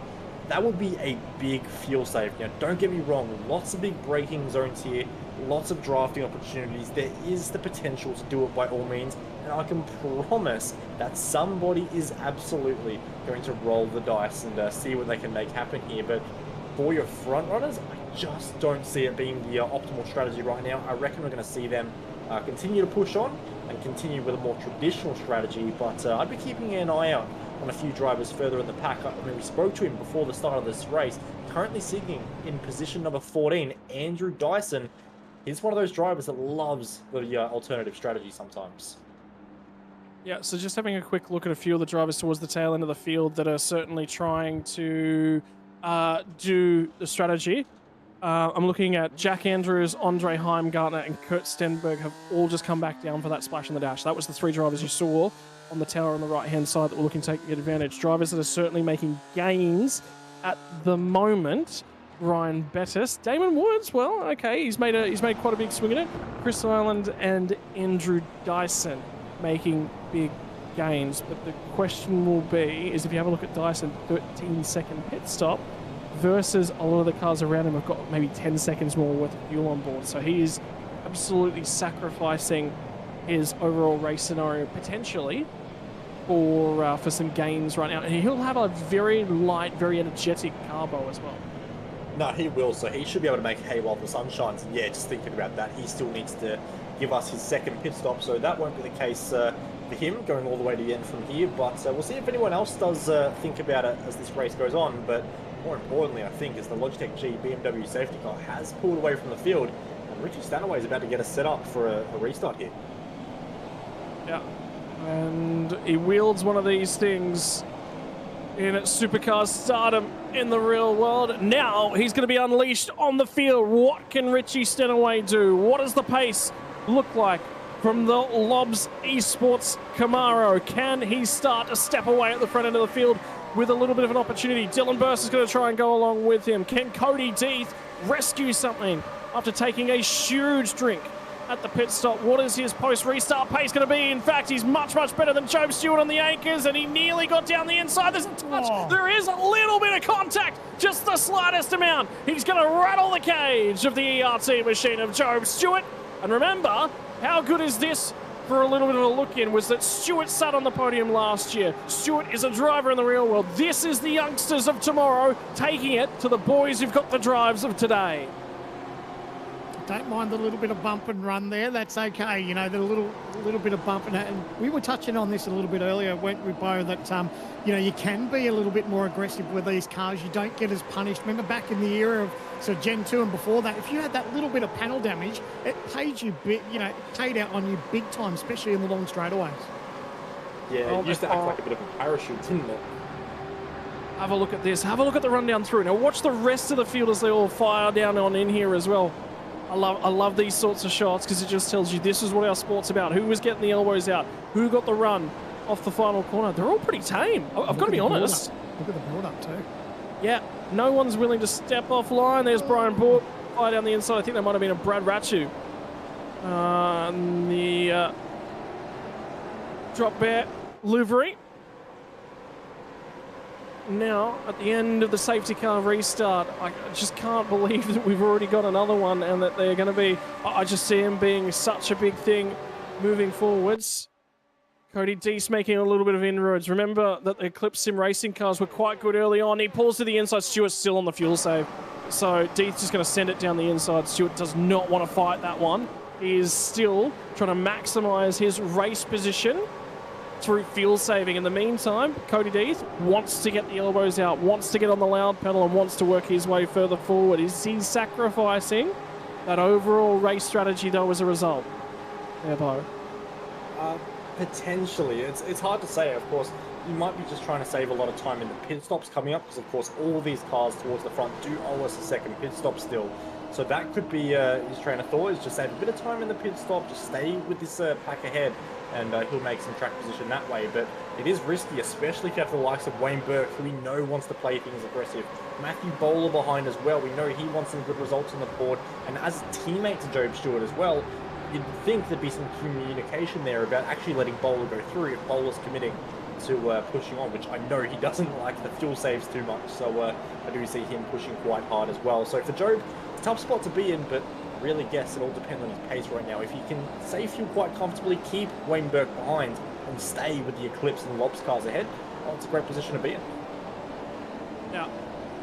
It is a great position to have that little bit of track position, but you also need to be able to do something with it, and that is the big key. How are you going to set yourself up at the back end of the race? One more pit stop left to come. If you can minimise that time and stay with the leaders, you'll be in for a great shot. And you can already see that Stewart's made huge gains early on. They're all, look at them all. They're all just single file. No one wants to lead at the moment. Stanaway's sitting there going, you know what? Maybe not the best decision after all. It reminds me of the old days of Dale Jr. racing at Daytona. He was like the Pied Piper. He would just sit out in front and drag everyone else along with him. But yeah, I think for where everyone is at the moment, Hobbo has got his work cut out for him. And all the beards. He's got a little bit back. What is he, P14 now at the moment? So yeah, he's got his work cut out for him, but it's a good little ding-dong battle. And as we saw before too, when these guys start scrapping, they do start to lose touch with the guys in front. Well, the big thing to probably be aware of in this one is Dyson's, remember, got 10 seconds less worth of fuel.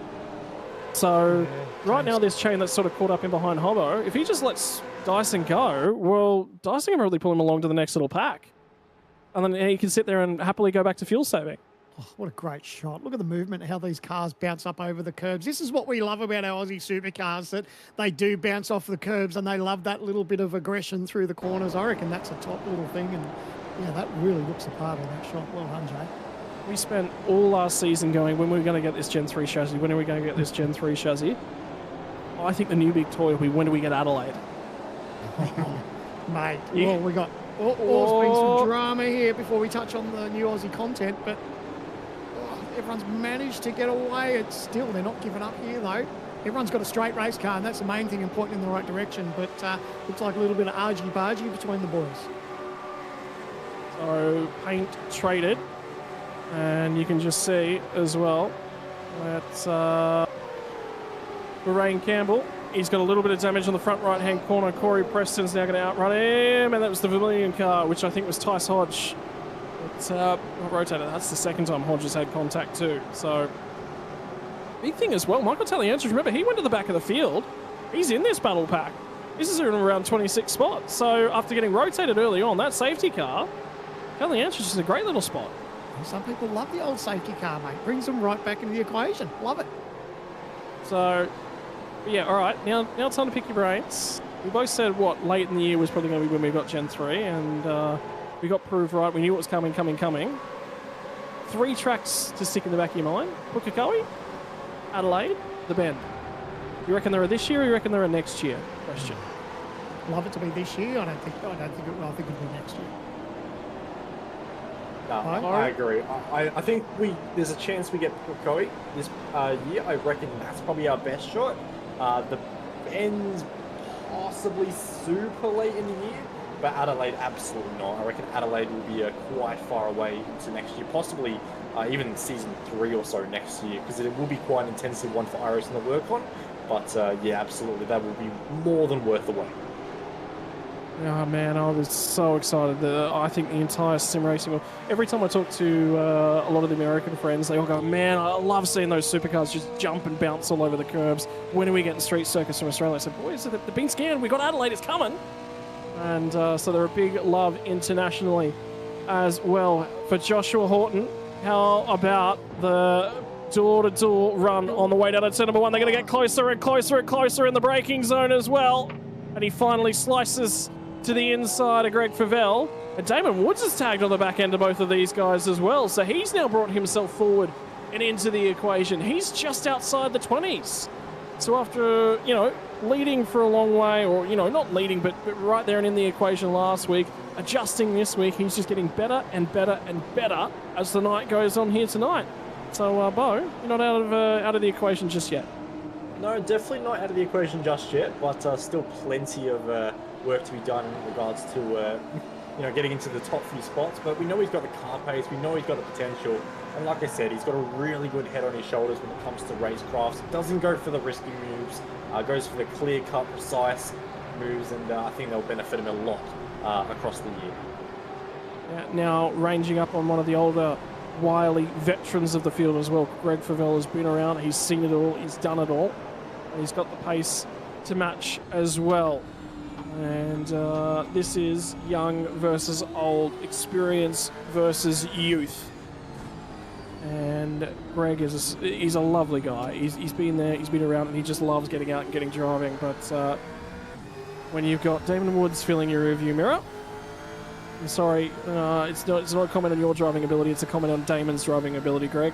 I think he's going to pick him off before too long as well. How about Ben Faulkner's night? He's been elbowed about a little bit, sits inside the top 10 at the moment, +4 from where he started. Kobe Williams +6, the biggest gainer inside the top 10. So there's a few drivers with big stories. Ryan Bettis has continued to climb as well, still sits inside a 19th. And now he's starting to range up on the back of that next pack just ahead of him, which has got Chris Isle at the back end of it. Hobson's managed to hold off Andrew Dyson at the front end of it, and he's starting to make a little bit more headway to the pack ahead of him.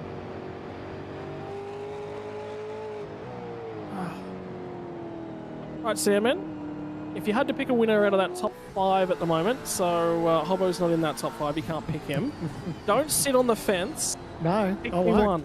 I won't, because my second pick that I know Jay knows, and I'd said this long before the broadcast started, I was tossing up between Hobson and Stanaway. So my pick easily is Stanaway because he was my second pick. So, yeah, I think he's doing all right so far at the moment. Yes, he's leading, and it's always, it's always easy to pick the car that's out front. But he wasn't leading for a little while there, and then just slowly got the job done, and then obviously made a big jump in the pits. But yeah, coming into tonight, it was a toss-up between Hobson and Stanaway. So, yeah, for me, if I have to pick out of the top 5, it's Stanaway.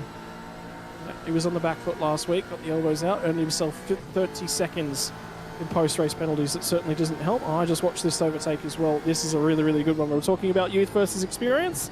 Youth got the experience out on the marbles down at turn 11 and gets the job done. 1 spot more gained for Damon Woods. Moves himself to 21st. Now he's going to go on track Joshua Horton back down again, and that next little battle pack as well is just down the road. So more stories yet to come. It's not decided as of yet.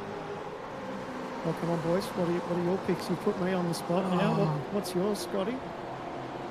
Job's playing a quiet little responsible role. The only question mark I had over him was, does he have a fuel bill to pay? So I know he's your teammate, and I guarantee Bo's sitting there going, damn, he's taken away my pick. But look, Wayne, you know what? Okay, I'll let you have him because Wayne Burke's inside the top 5. But I did say Wayne at the top end of the show, so I can double down on Wayne. Bo?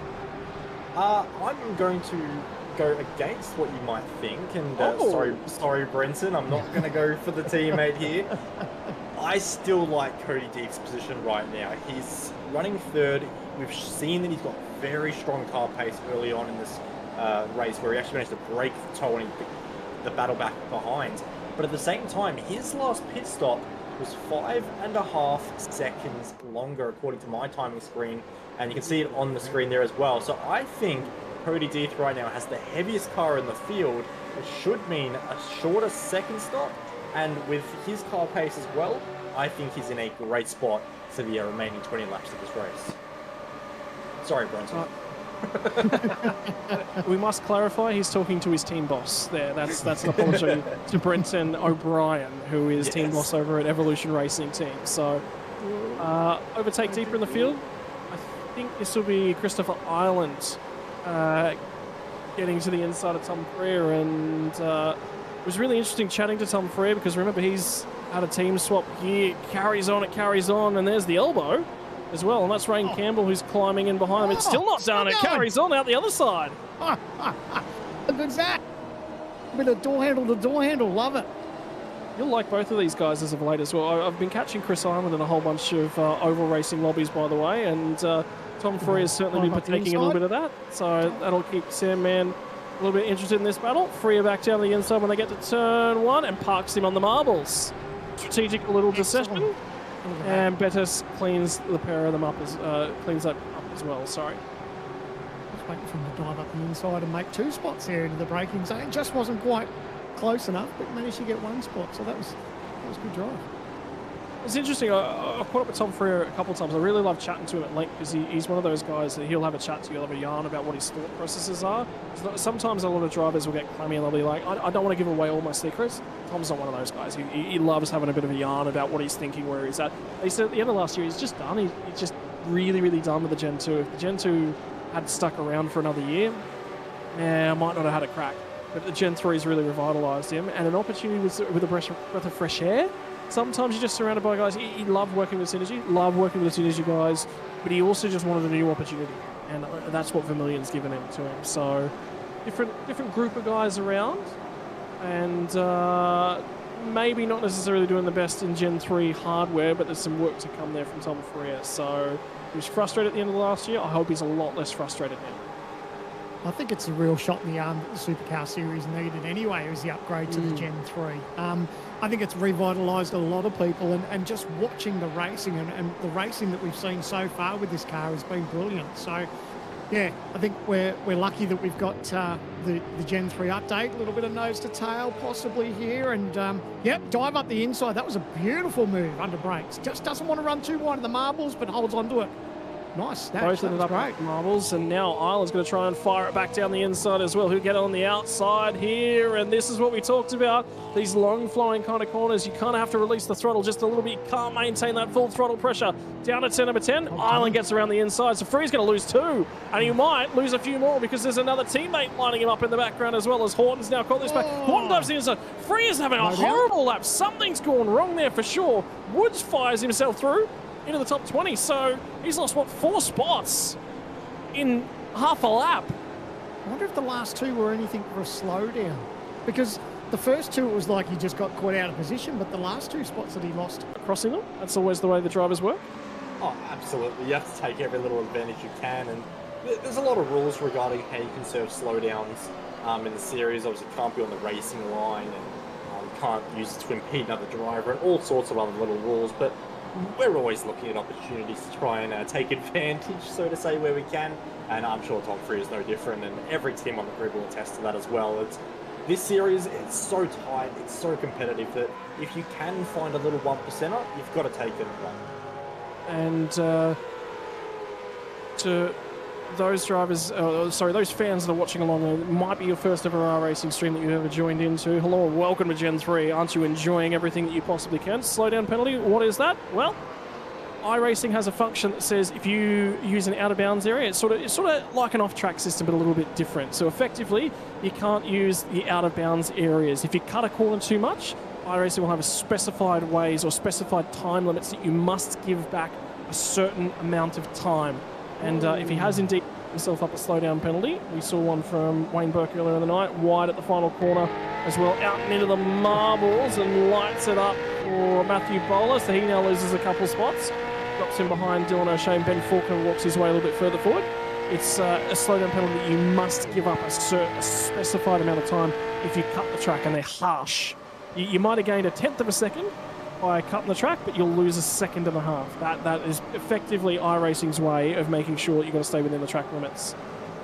So the squabbles continue on the run down towards turn number 1. Kobe Williams has driven his way inside of the top 10 now as well.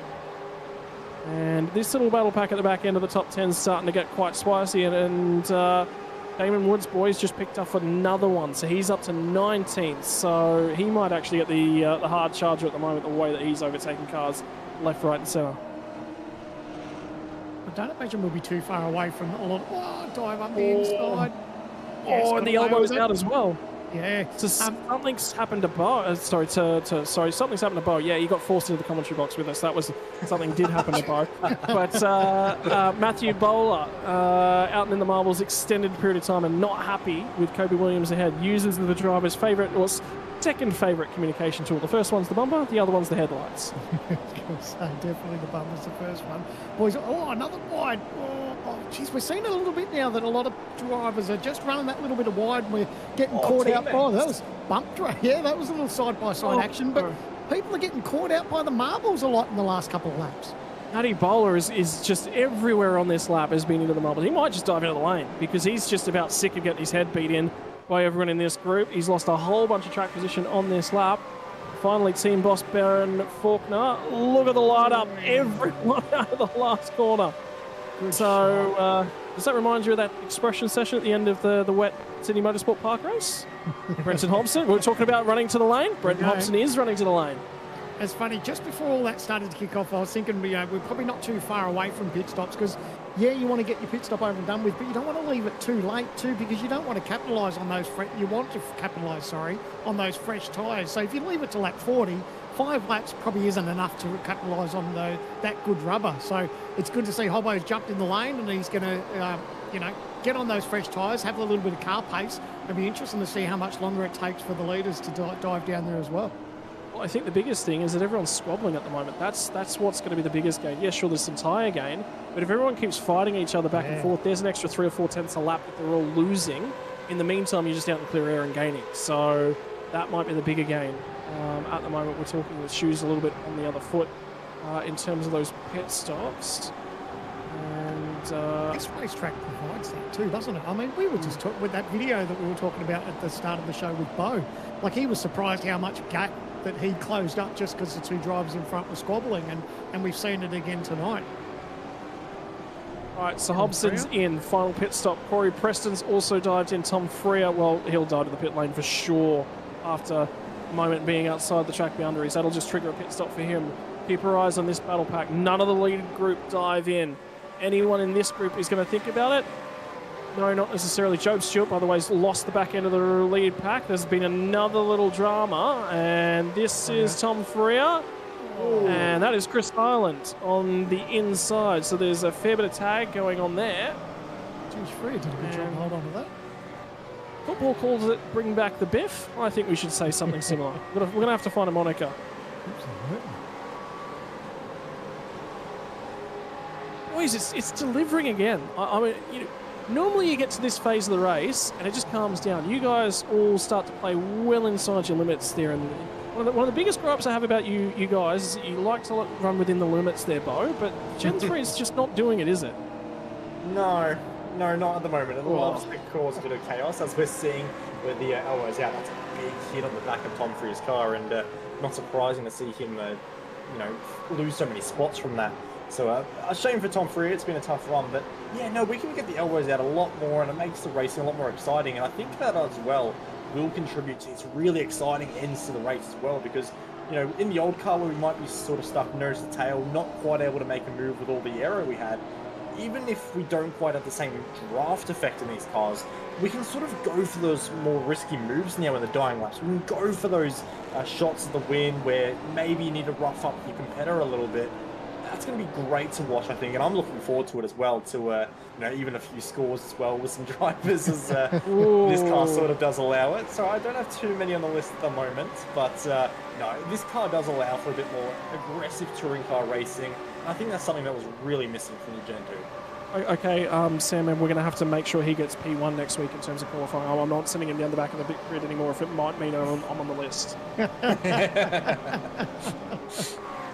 So I might get the joggers out next week in terms of Gamesman Grid Walk. Right, Ryan Bettis is also going to fire into the lane. He's the only one from that lead group on this lap. No, the next car in behind him has also dropped into the lane as well, which is Rain Campbell. So have a look at back up the front. Cody Deeth has closed that margin in a little bit. Job Stewart's fallen off, and Burke is sort of stuck in behind him. But is he trying to fuel save? Tice Hodge, by the way, has just jumped in for fresh tyres, and he's popped out behind the leaders, but it was a very, very long... You know what? I reckon Tice Hodge might have been speeding on pit lane entry, because he's just dived the lane in a very, very long stop for him. So there's a lane entry penalty, whether or not it's crossing the pit lane lines or whether or not it's speeding. We'll have to find out. But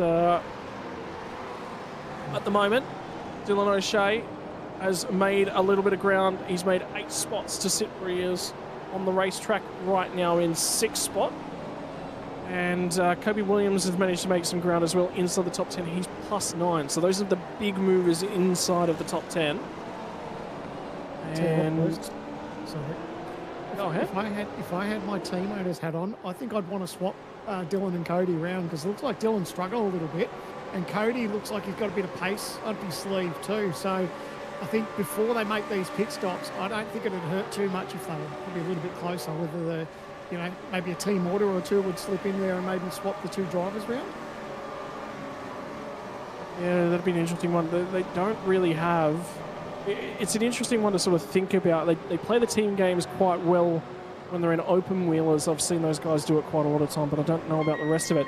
I'm not surprised that Bowler's the first one out of that train to jump into the pit lane, because he was starting to really get beaten about the ears. Whatever he did on that last stop didn't work. Maybe he just slid the tyres early on in the run. And now a few more of the guys jump to the lane. Christopher Ireland gets in. Remember, he was in and amongst the thick of it as well. We've got to keep an eye on where Ireland pops out relative to Hobson. That will be a very, very important one to keep an eye on. Yeah, because that obviously Hobson dived into the lane a couple laps ago. We can see him there making his way down the front straightaway. Cleared them comfortably. And that's that fresh tyre advantage. We stood stationary, so there you go. It's a massive one.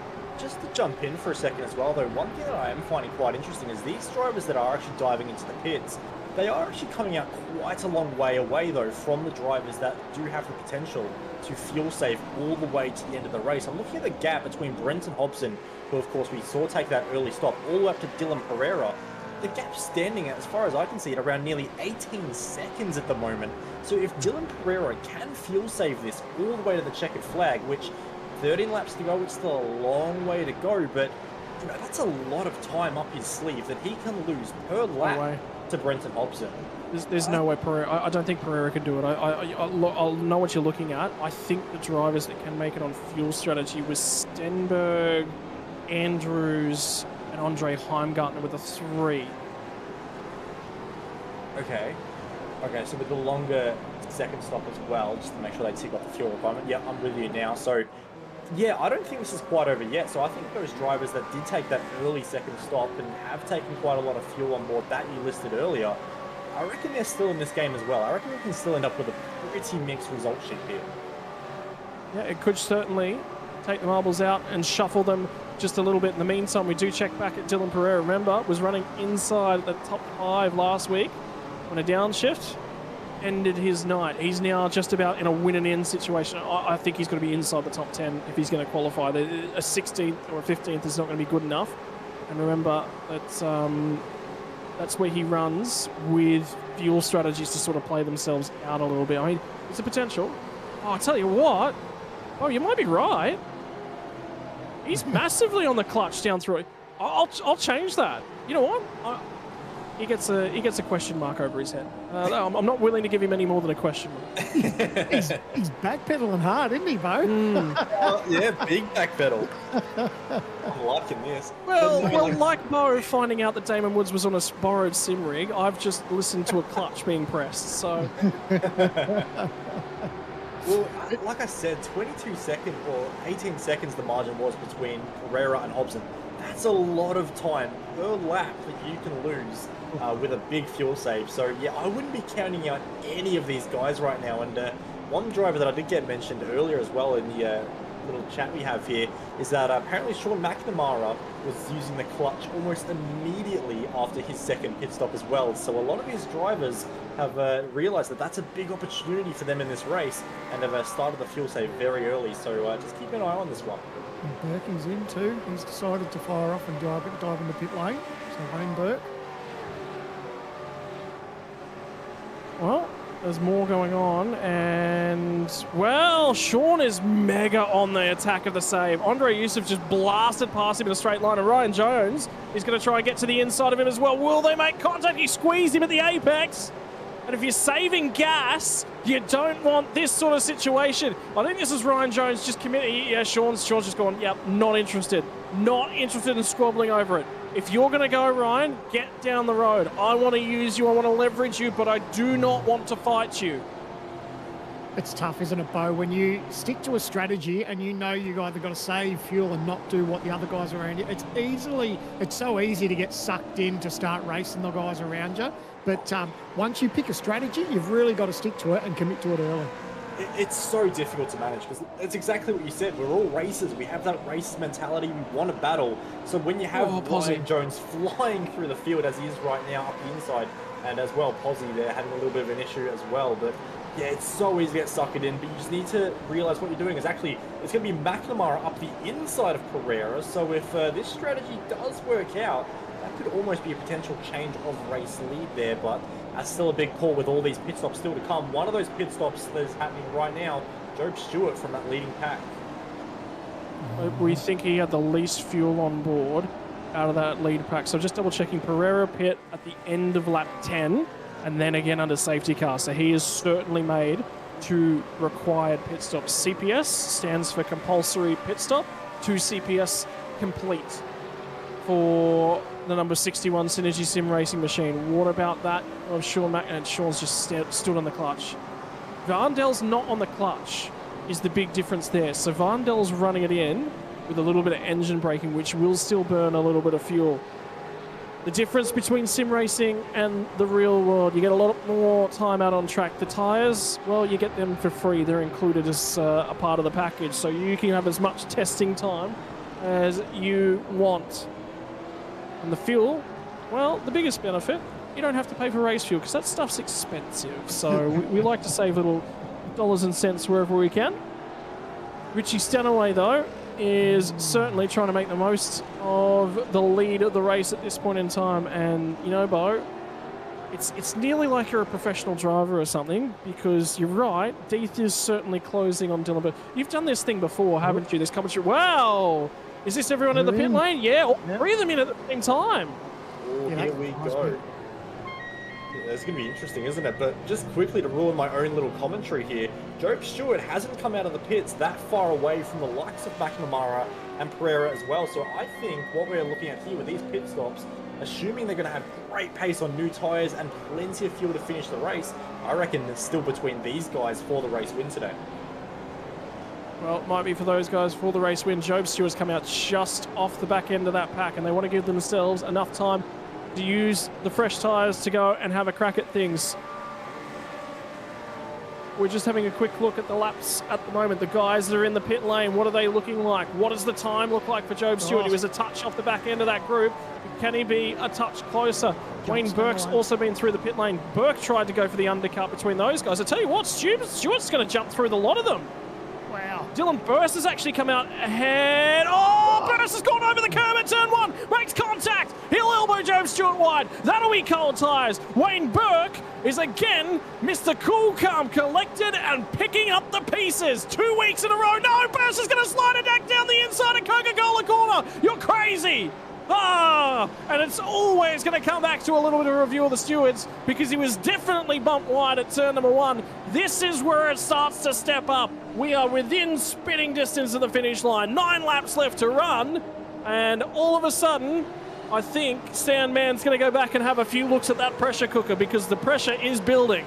Yeah, and it's always tough when you come out of the pit lane. You can see he's on cold tyres too. Got up the inside there, just couldn't pull it up. A little bit of contact, ran wide. So definitely the stewards will look at that, but that was, you know, all definitely probably cold tyres, unfortunately. And guess who jumped out at the head of them all? Cody Deeth is already up in and amongst some of the cars that are yet still to pit. So we're talking about how traffic might play its way into this race. The next car on the track for him is Brady Baldwin. He's going to have to try and find a way by. Does he fire it to the inside? He thinks about it. He gets there late. He'll be looking for the drive out the other side. What this does do is it prevents Baldwin from getting to the pit lane. We're starting to run deeper into the race here. This time by the start-finish line, 8 more laps left to run. 4.5 kilometers. Time is running out, boys. There's less than 50 kilometers in this thing. He slots in front, and look at Baldwin. Baldwin's on the clutch very, very early, so this is the back of the drivers, the fuel saving. D's going to try and slot down the inside, grab another one, does manage to get there. That'll be Borg picked off. Next car on the road, it's a critical one, Dylan Pereira. This is going to throw the cat amongst the pigeons. If these guys can use this fuel strategy, maybe they won't win the race, but Bo, that's a 10th place or something in terms of the points. That's better than where they were before. That's a big swing in the points there, but just quickly I want to interrupt as well. I'm seeing car 68, which, if my memory serves me right, is Dylan Burst has a 5-second penalty for car contact. So that's going to hurt one of our front runners in a big way. So Dylan Burst probably out of contention now for our race win, but absolutely Cody Deef needs to get the elbows out here. He needs to push and attack immediately to make sure that he can get through the likes of Pereira, Benefield, Vondel. Oh, Stanaway. Stanaway's just done a big send at the back straight on Brady Baldwin. He'll cut his way through. He just picked off 2 cars. Baldwin was one. And the big thing is, when guys are fuel saving, you just cut your way through them. So you've got to time it. You've got to build the run because you want to be catching them. This is going to be critical for Deeth. How quickly can he catch his way through this battle pack? And this will be the Pereira and Job Stewart, the overhead camera shot. 5 seconds. It's enough of a touch to say, hey, we caused something. But at the same time, the stewards are basically saying we don't want to ruin the race. That's a bump. That's a little bit of a run. 5 seconds. I think that's about it. Are you happy as a driver looking at that bow because that says let him race? Yeah, I think that's a fair enough penalty, because the thing I'd be looking at there is Dylan didn't quite make the corner. Like, at the point of the apex, the car wasn't getting rotated. It was too deep.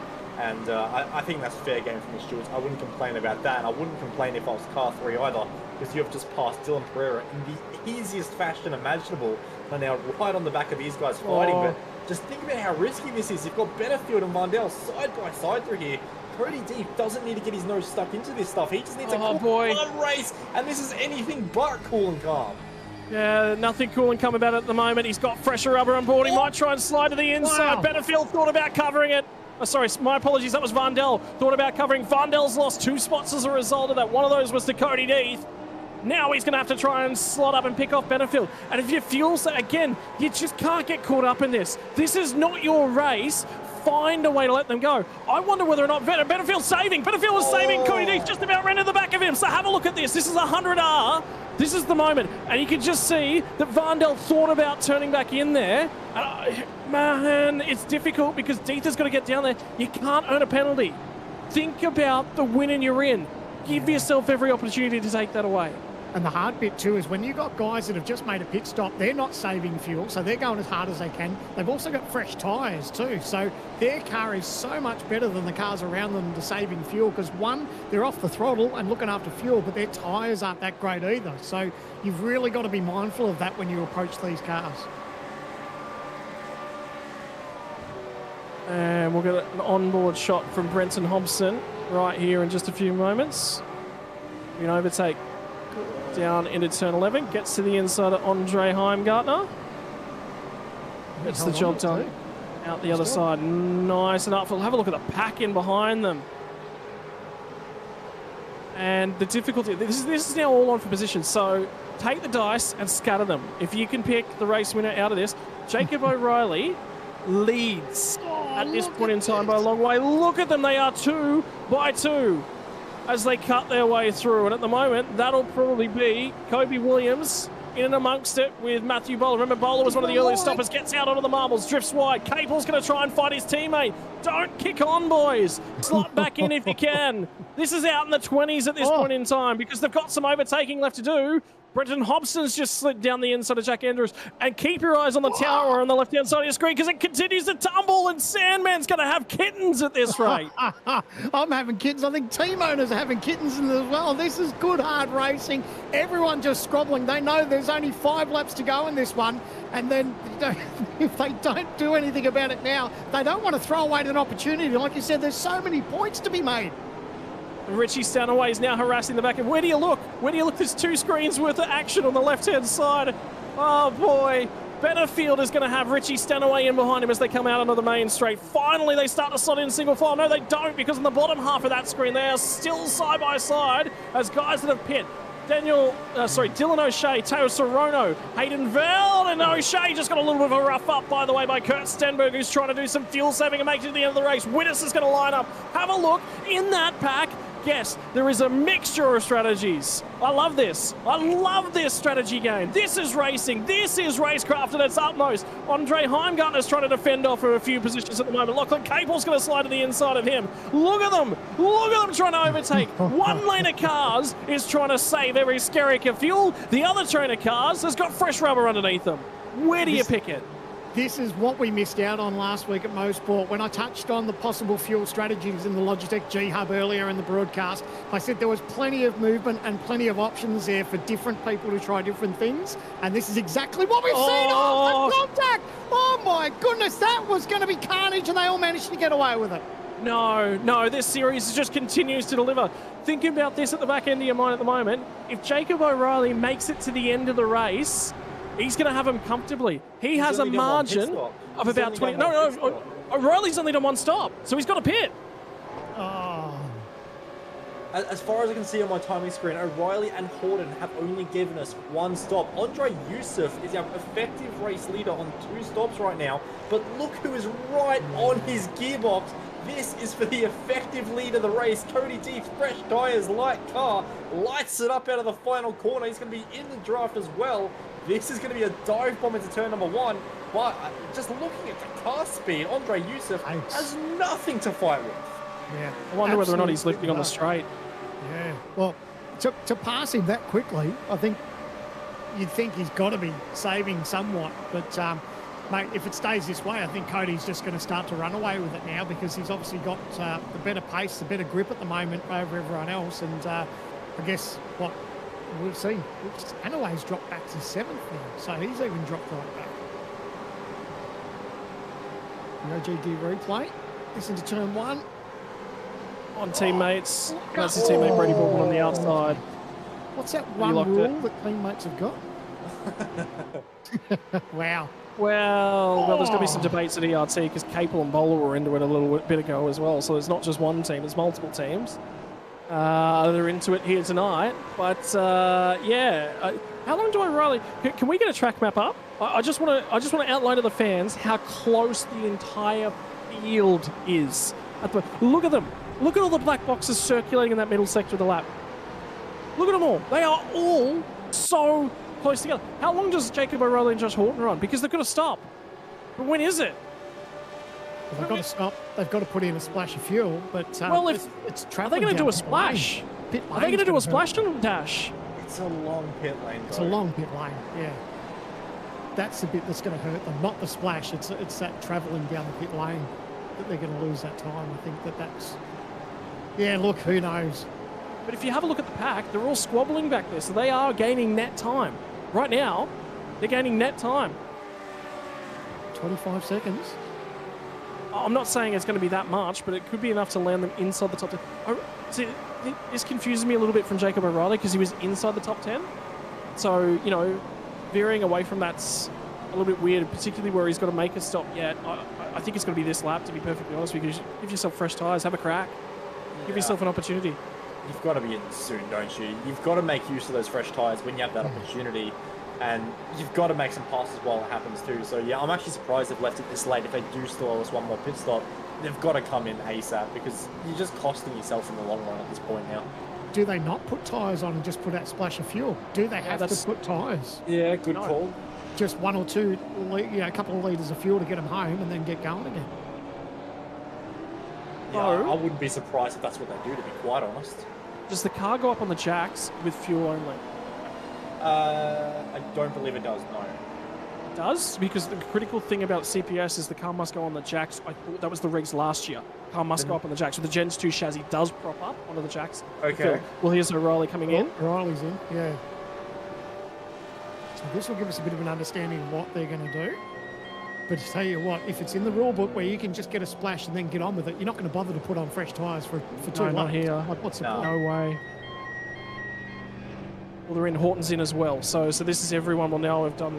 Just look at the time they use. It's already 15 seconds and he's not even stopped yet. So. Cody's already on the start-finish straight. He's he's already at pit entry. So it won't quite be fighting for the victory for these guys, but they're still in with a great shot of the result here. So he was on the jacks? There we go.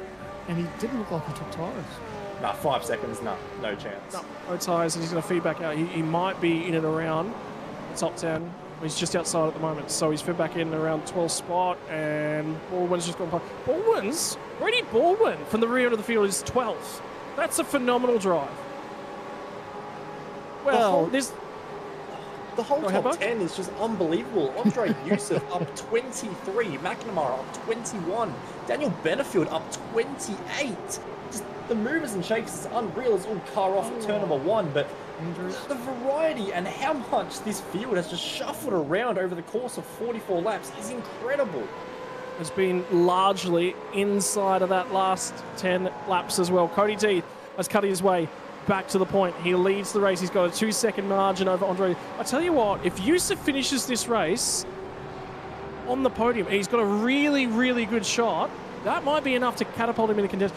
The points graph is going to be a nightmare after this. There's going to be a few statisticians that are going to be tearing their hair out.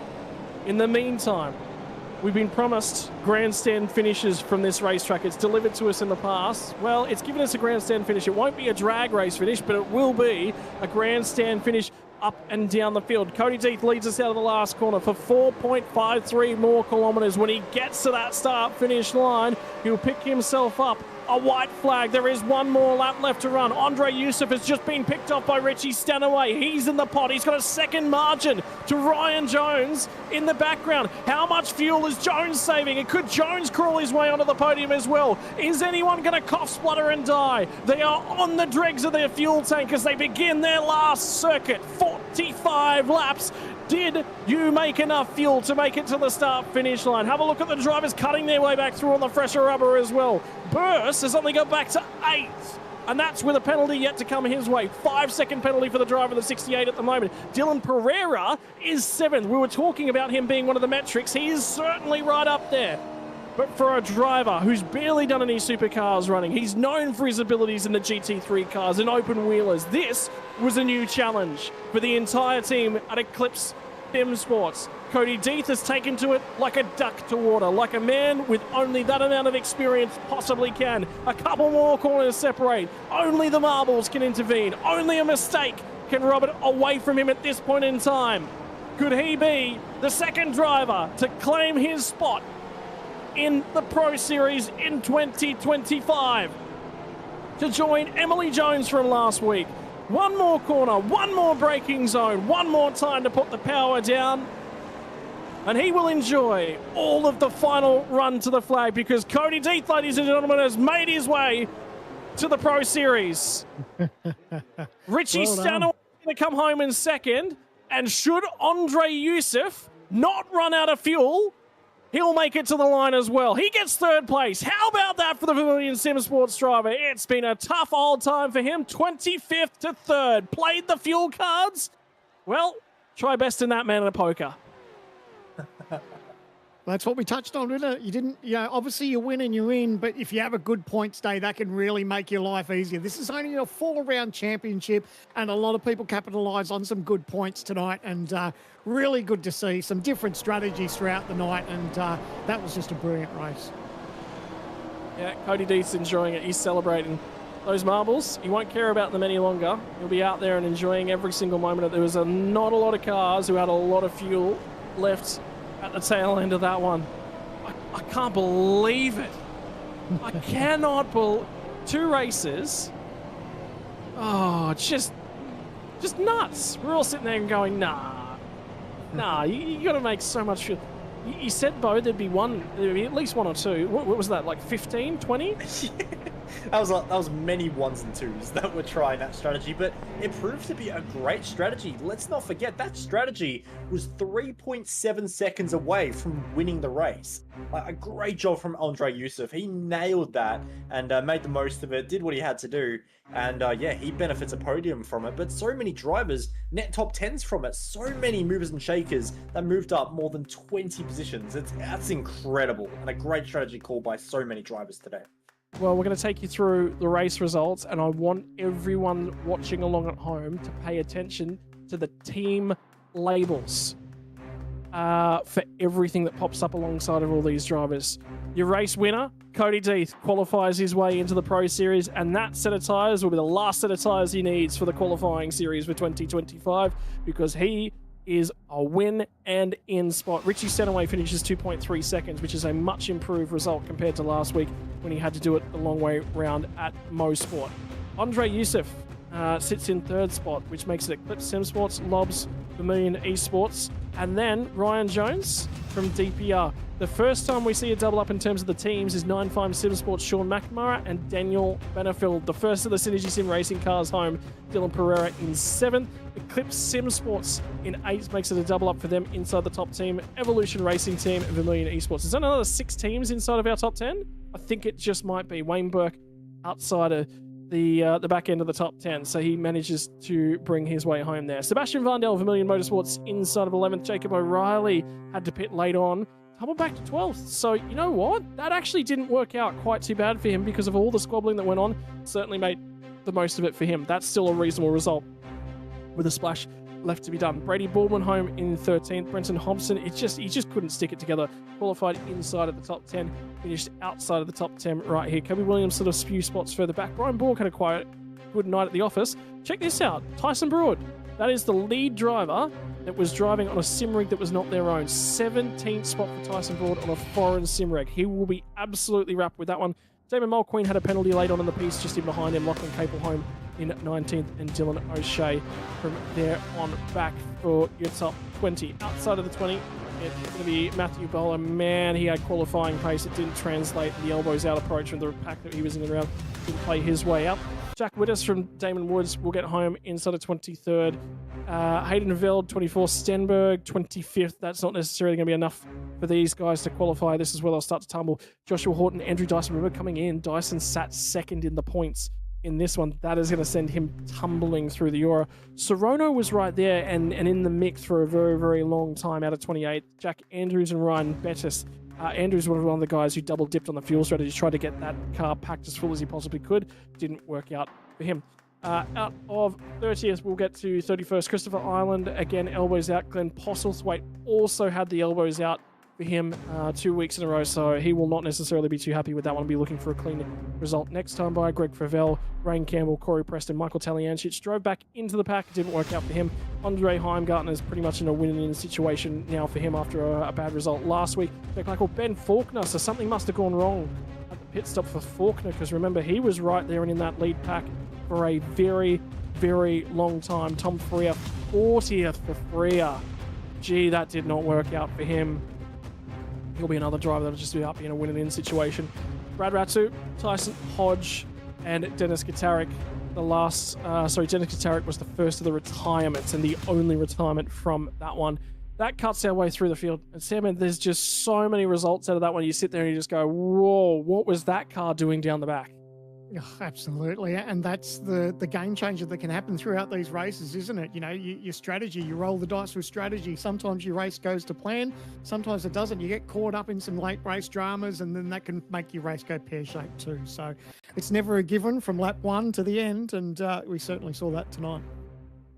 Well, we're going to be talking to the first of our drivers here in the post-race interviews. Andre Yusuf climbs out of the car. Qualifying didn't necessarily go your way, Andre, 25th on board, but you played the strategy cards to perfection. Third place here and one of the better results you've managed to put together in such a tight field at the moment, man.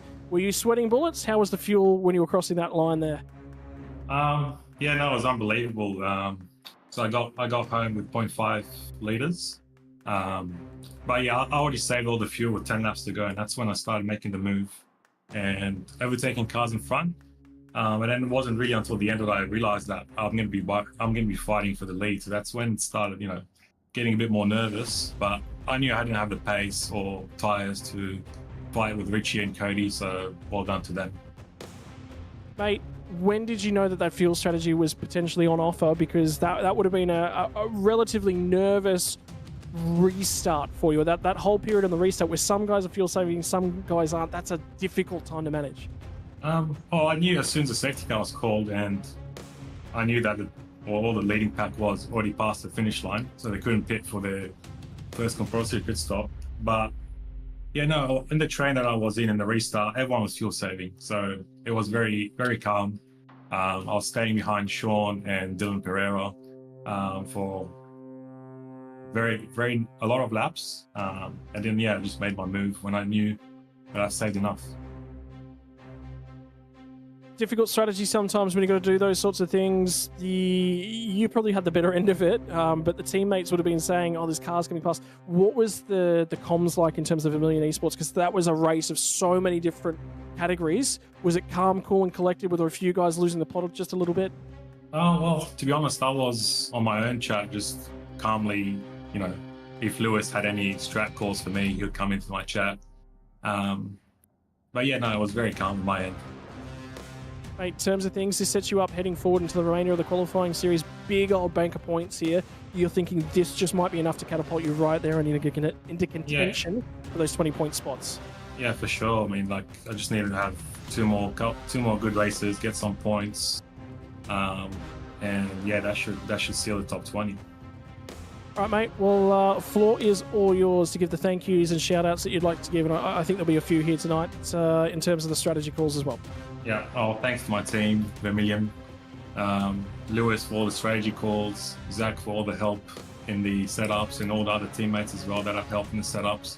And we'd like to thank our sponsors, Race Labs, Burb Designs, Supernova Motorsports, IMO Setups, Vermilion X Coaching, and the carshop.com.au. Mate, congratulations. Go back and celebrate. That's a result that I guarantee will take a lot of weight off your chest and relax the remainder of the qualifying series for you. Yeah, cheers, Scott. Have a good night, guys. Righto, we're going to take one step further back down on the podium. I don't necessarily think we actually have Richie Sanaway available to us. And I'm just taking a quick look. I don't think we actually have Cody Deeth available. No, Stanaway might actually be available to us. So we'll go ahead and grab Richie if you're there, mate. Have you got us? Yep. All right, no worries. Stephen Sandman Clark is going to take us away with the interview with Richie Stanaway. Richie, congratulations tonight. Without stating the bleeding obvious, it was obviously a much better week than last week, but still no shortage of pace, mate. It was a good result tonight.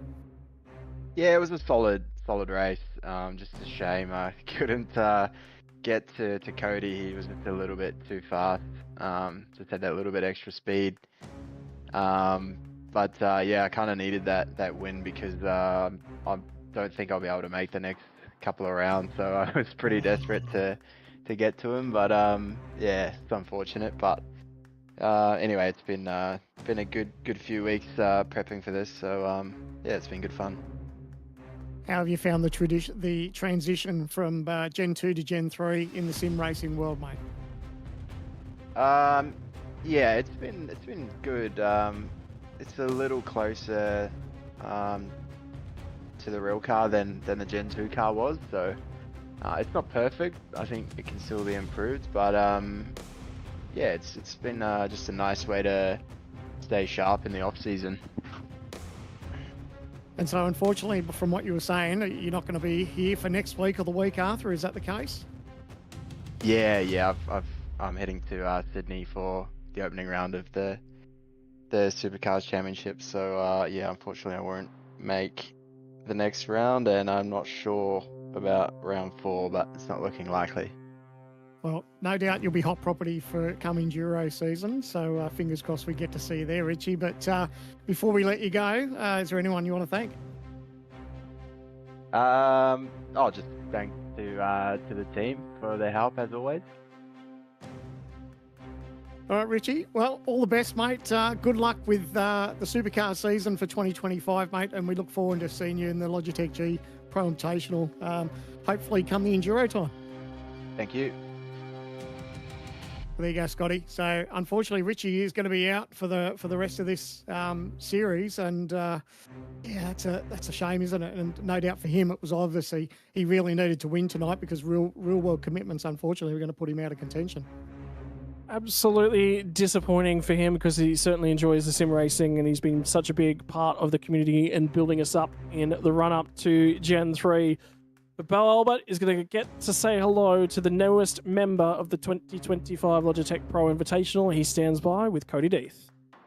I definitely do, and what a difference a week's makes. I was talking to you on the grid at Mosport, mate. I think we were down in 18th position on the grid. It wasn't the best qualifying effort. Fast forward 1 week, mate, and may not have been lights to flag. It was pole on the win, but definitely a fair bit of action going on in the middle there, mate.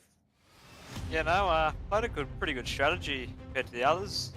Managed to go max fuel the first stop, which pretty much set me up for the second one, and had about a 2-second lead after the pit, which definitely helped.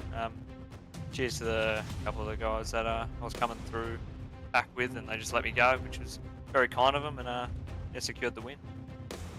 Yeah, and a very dominant win as well. You definitely looked at one of the quickest cars on track out there. Coming into Fuji from Mosport, of course, Mosport was a bit of a difficult one for the whole team. What did you guys change in the preparation for this event that you maybe got caught out on a little bit from Mosport? I think we just screwed our heads on a bit more, I think, this round. You know, we weren't really alert to the rules and regs and all that sort of stuff, but yeah, we seem to, at least I seem to have got it right this round. But hopefully for Dylan and Damo next round, they can do the same as what I've done today. Well, definitely they're going to be very, very quick in the next few rounds, I'm sure. And I'm sure a lot of your focus now switches back to GT3 equipment. But you can only go into GT3 equipment for so long because, of course, only a few more weeks until round 1 at Sebring. So I finally get to ask you the question. What are your thoughts coming into the 2025 V8 Pro Series, and what are your expectations for the championship? Well, it's going to be probably quite a bit tougher than the Invitational qualifying series, but no, it seems pace is good compared to Richie and all that stuff. I'm sure they're pretty on pace with the Lobs guys, the other TTR boys, so it should be a pretty good fight come round 1. I definitely think it will be, mate. I look forward to seeing you on the grid. Before I let you go, is there anybody you'd like to thank from the team? Yeah, thanks to the boys at Eclipse, James Scott, all those sort of guys, really helping with the setup of the car. D-Rod as well, doing an awesome job. So yeah, couldn't ask for a better race car. Well, there we go. Cody Deeth, your winner of round number 2 in the qualifying series. And Scott, like you said, very much punches his ticket into the 2025 V8 Pro Series. I was expecting Sandman to say that line, so I think you've just stole his thunder a bit there, Bo. Sorry, Sandman punching tickets. I might save that through later of the year for bingo. How about that? Well, ladies and gentlemen, after 2 rounds and the halfway mark has now been completed for your Logitech Pro Invitational Series for 2025. Next week, we take a trip from Japan all the way over to Germany. The Hockenheim Ring has been on everyone's sort of watch list for a very, very long time. Dates back into the olden days when you used to run out and through the forest at the Hockenheim Ring.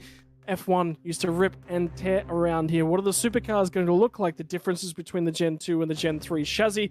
And oh boy, that braking zone down at the hairpin. Who is going to run foul of that tight pinch into turn number 1 on lap number 1? Will we see more drama, more chaos? Will a safety car continue to change the game? Next week from 7:45 p.m. Australian Eastern Daylight Savings Time, we head to the penultimate round of your Logitech Pro Invitational qualifying series before the final trip. Who is going to punch another ticket? Who isn't going to have to show up for the grand finale of the qualifying series? And what stories are going to play out? There are so many points implications that come out of tonight.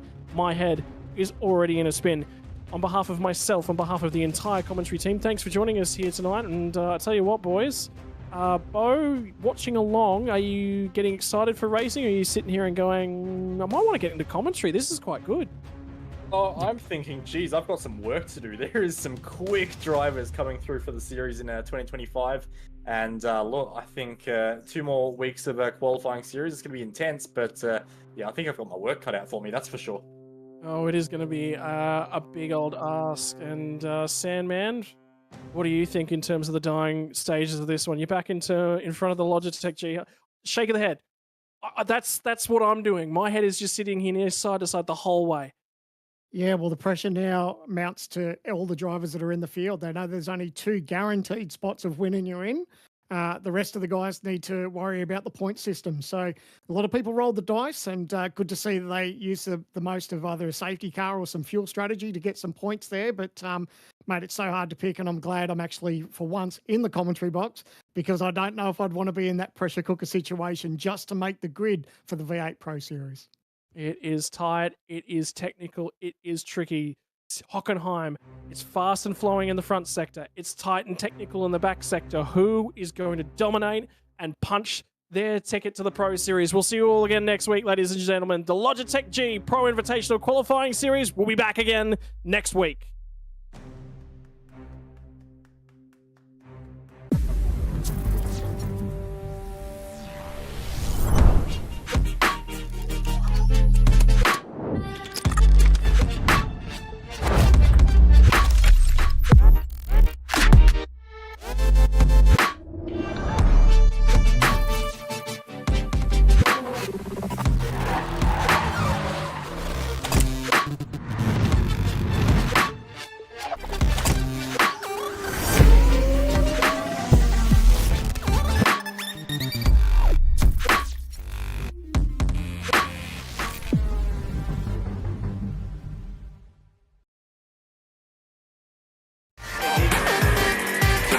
Hi, I'm Brendan Leach, driver of the number 7 Audi R8 for NPC Audi Custom Racing. First impressions of OG gear on the sim, fantastic. It feels really nice in your hands and doesn't gather up under your fingers. The sock, very breathable for me. I get sweaty feet when I'm on the simulator. I know that's not the nicest thing to say. It has just the right amount of grip because your feet do just naturally move around on the pedals a little bit, and I like the way that they give you that freedom but also give you that stability that you need. We are gaming fanatics. Our goal has never been to just play games. We think it's much better to feel like you're actually in the game. This feeling is what drives us as we create world-class gaming chairs. Our one aim, give you a brand new gaming experience. Help you move in perfect sync with everything on screen. Make sure you're having a ton of fun. It took us decades to achieve this, and we're still not satisfied. Every day, we wake up to get better. We'll never stop designing the very best to help you be your best. When it's all said and done, our job's only done if you're in full flow and focused on your victory. May you win, and win big.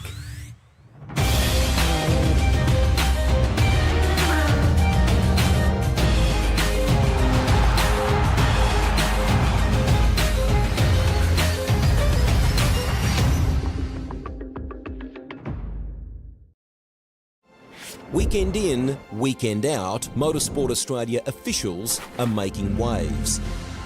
From waving flags, waving cars through pit lane, or responding to a wave for help. Wave hello to new lifelong friends. Who knows, you might just make waves around the world. Ride the first wave. Search Motorsport Australia officials today.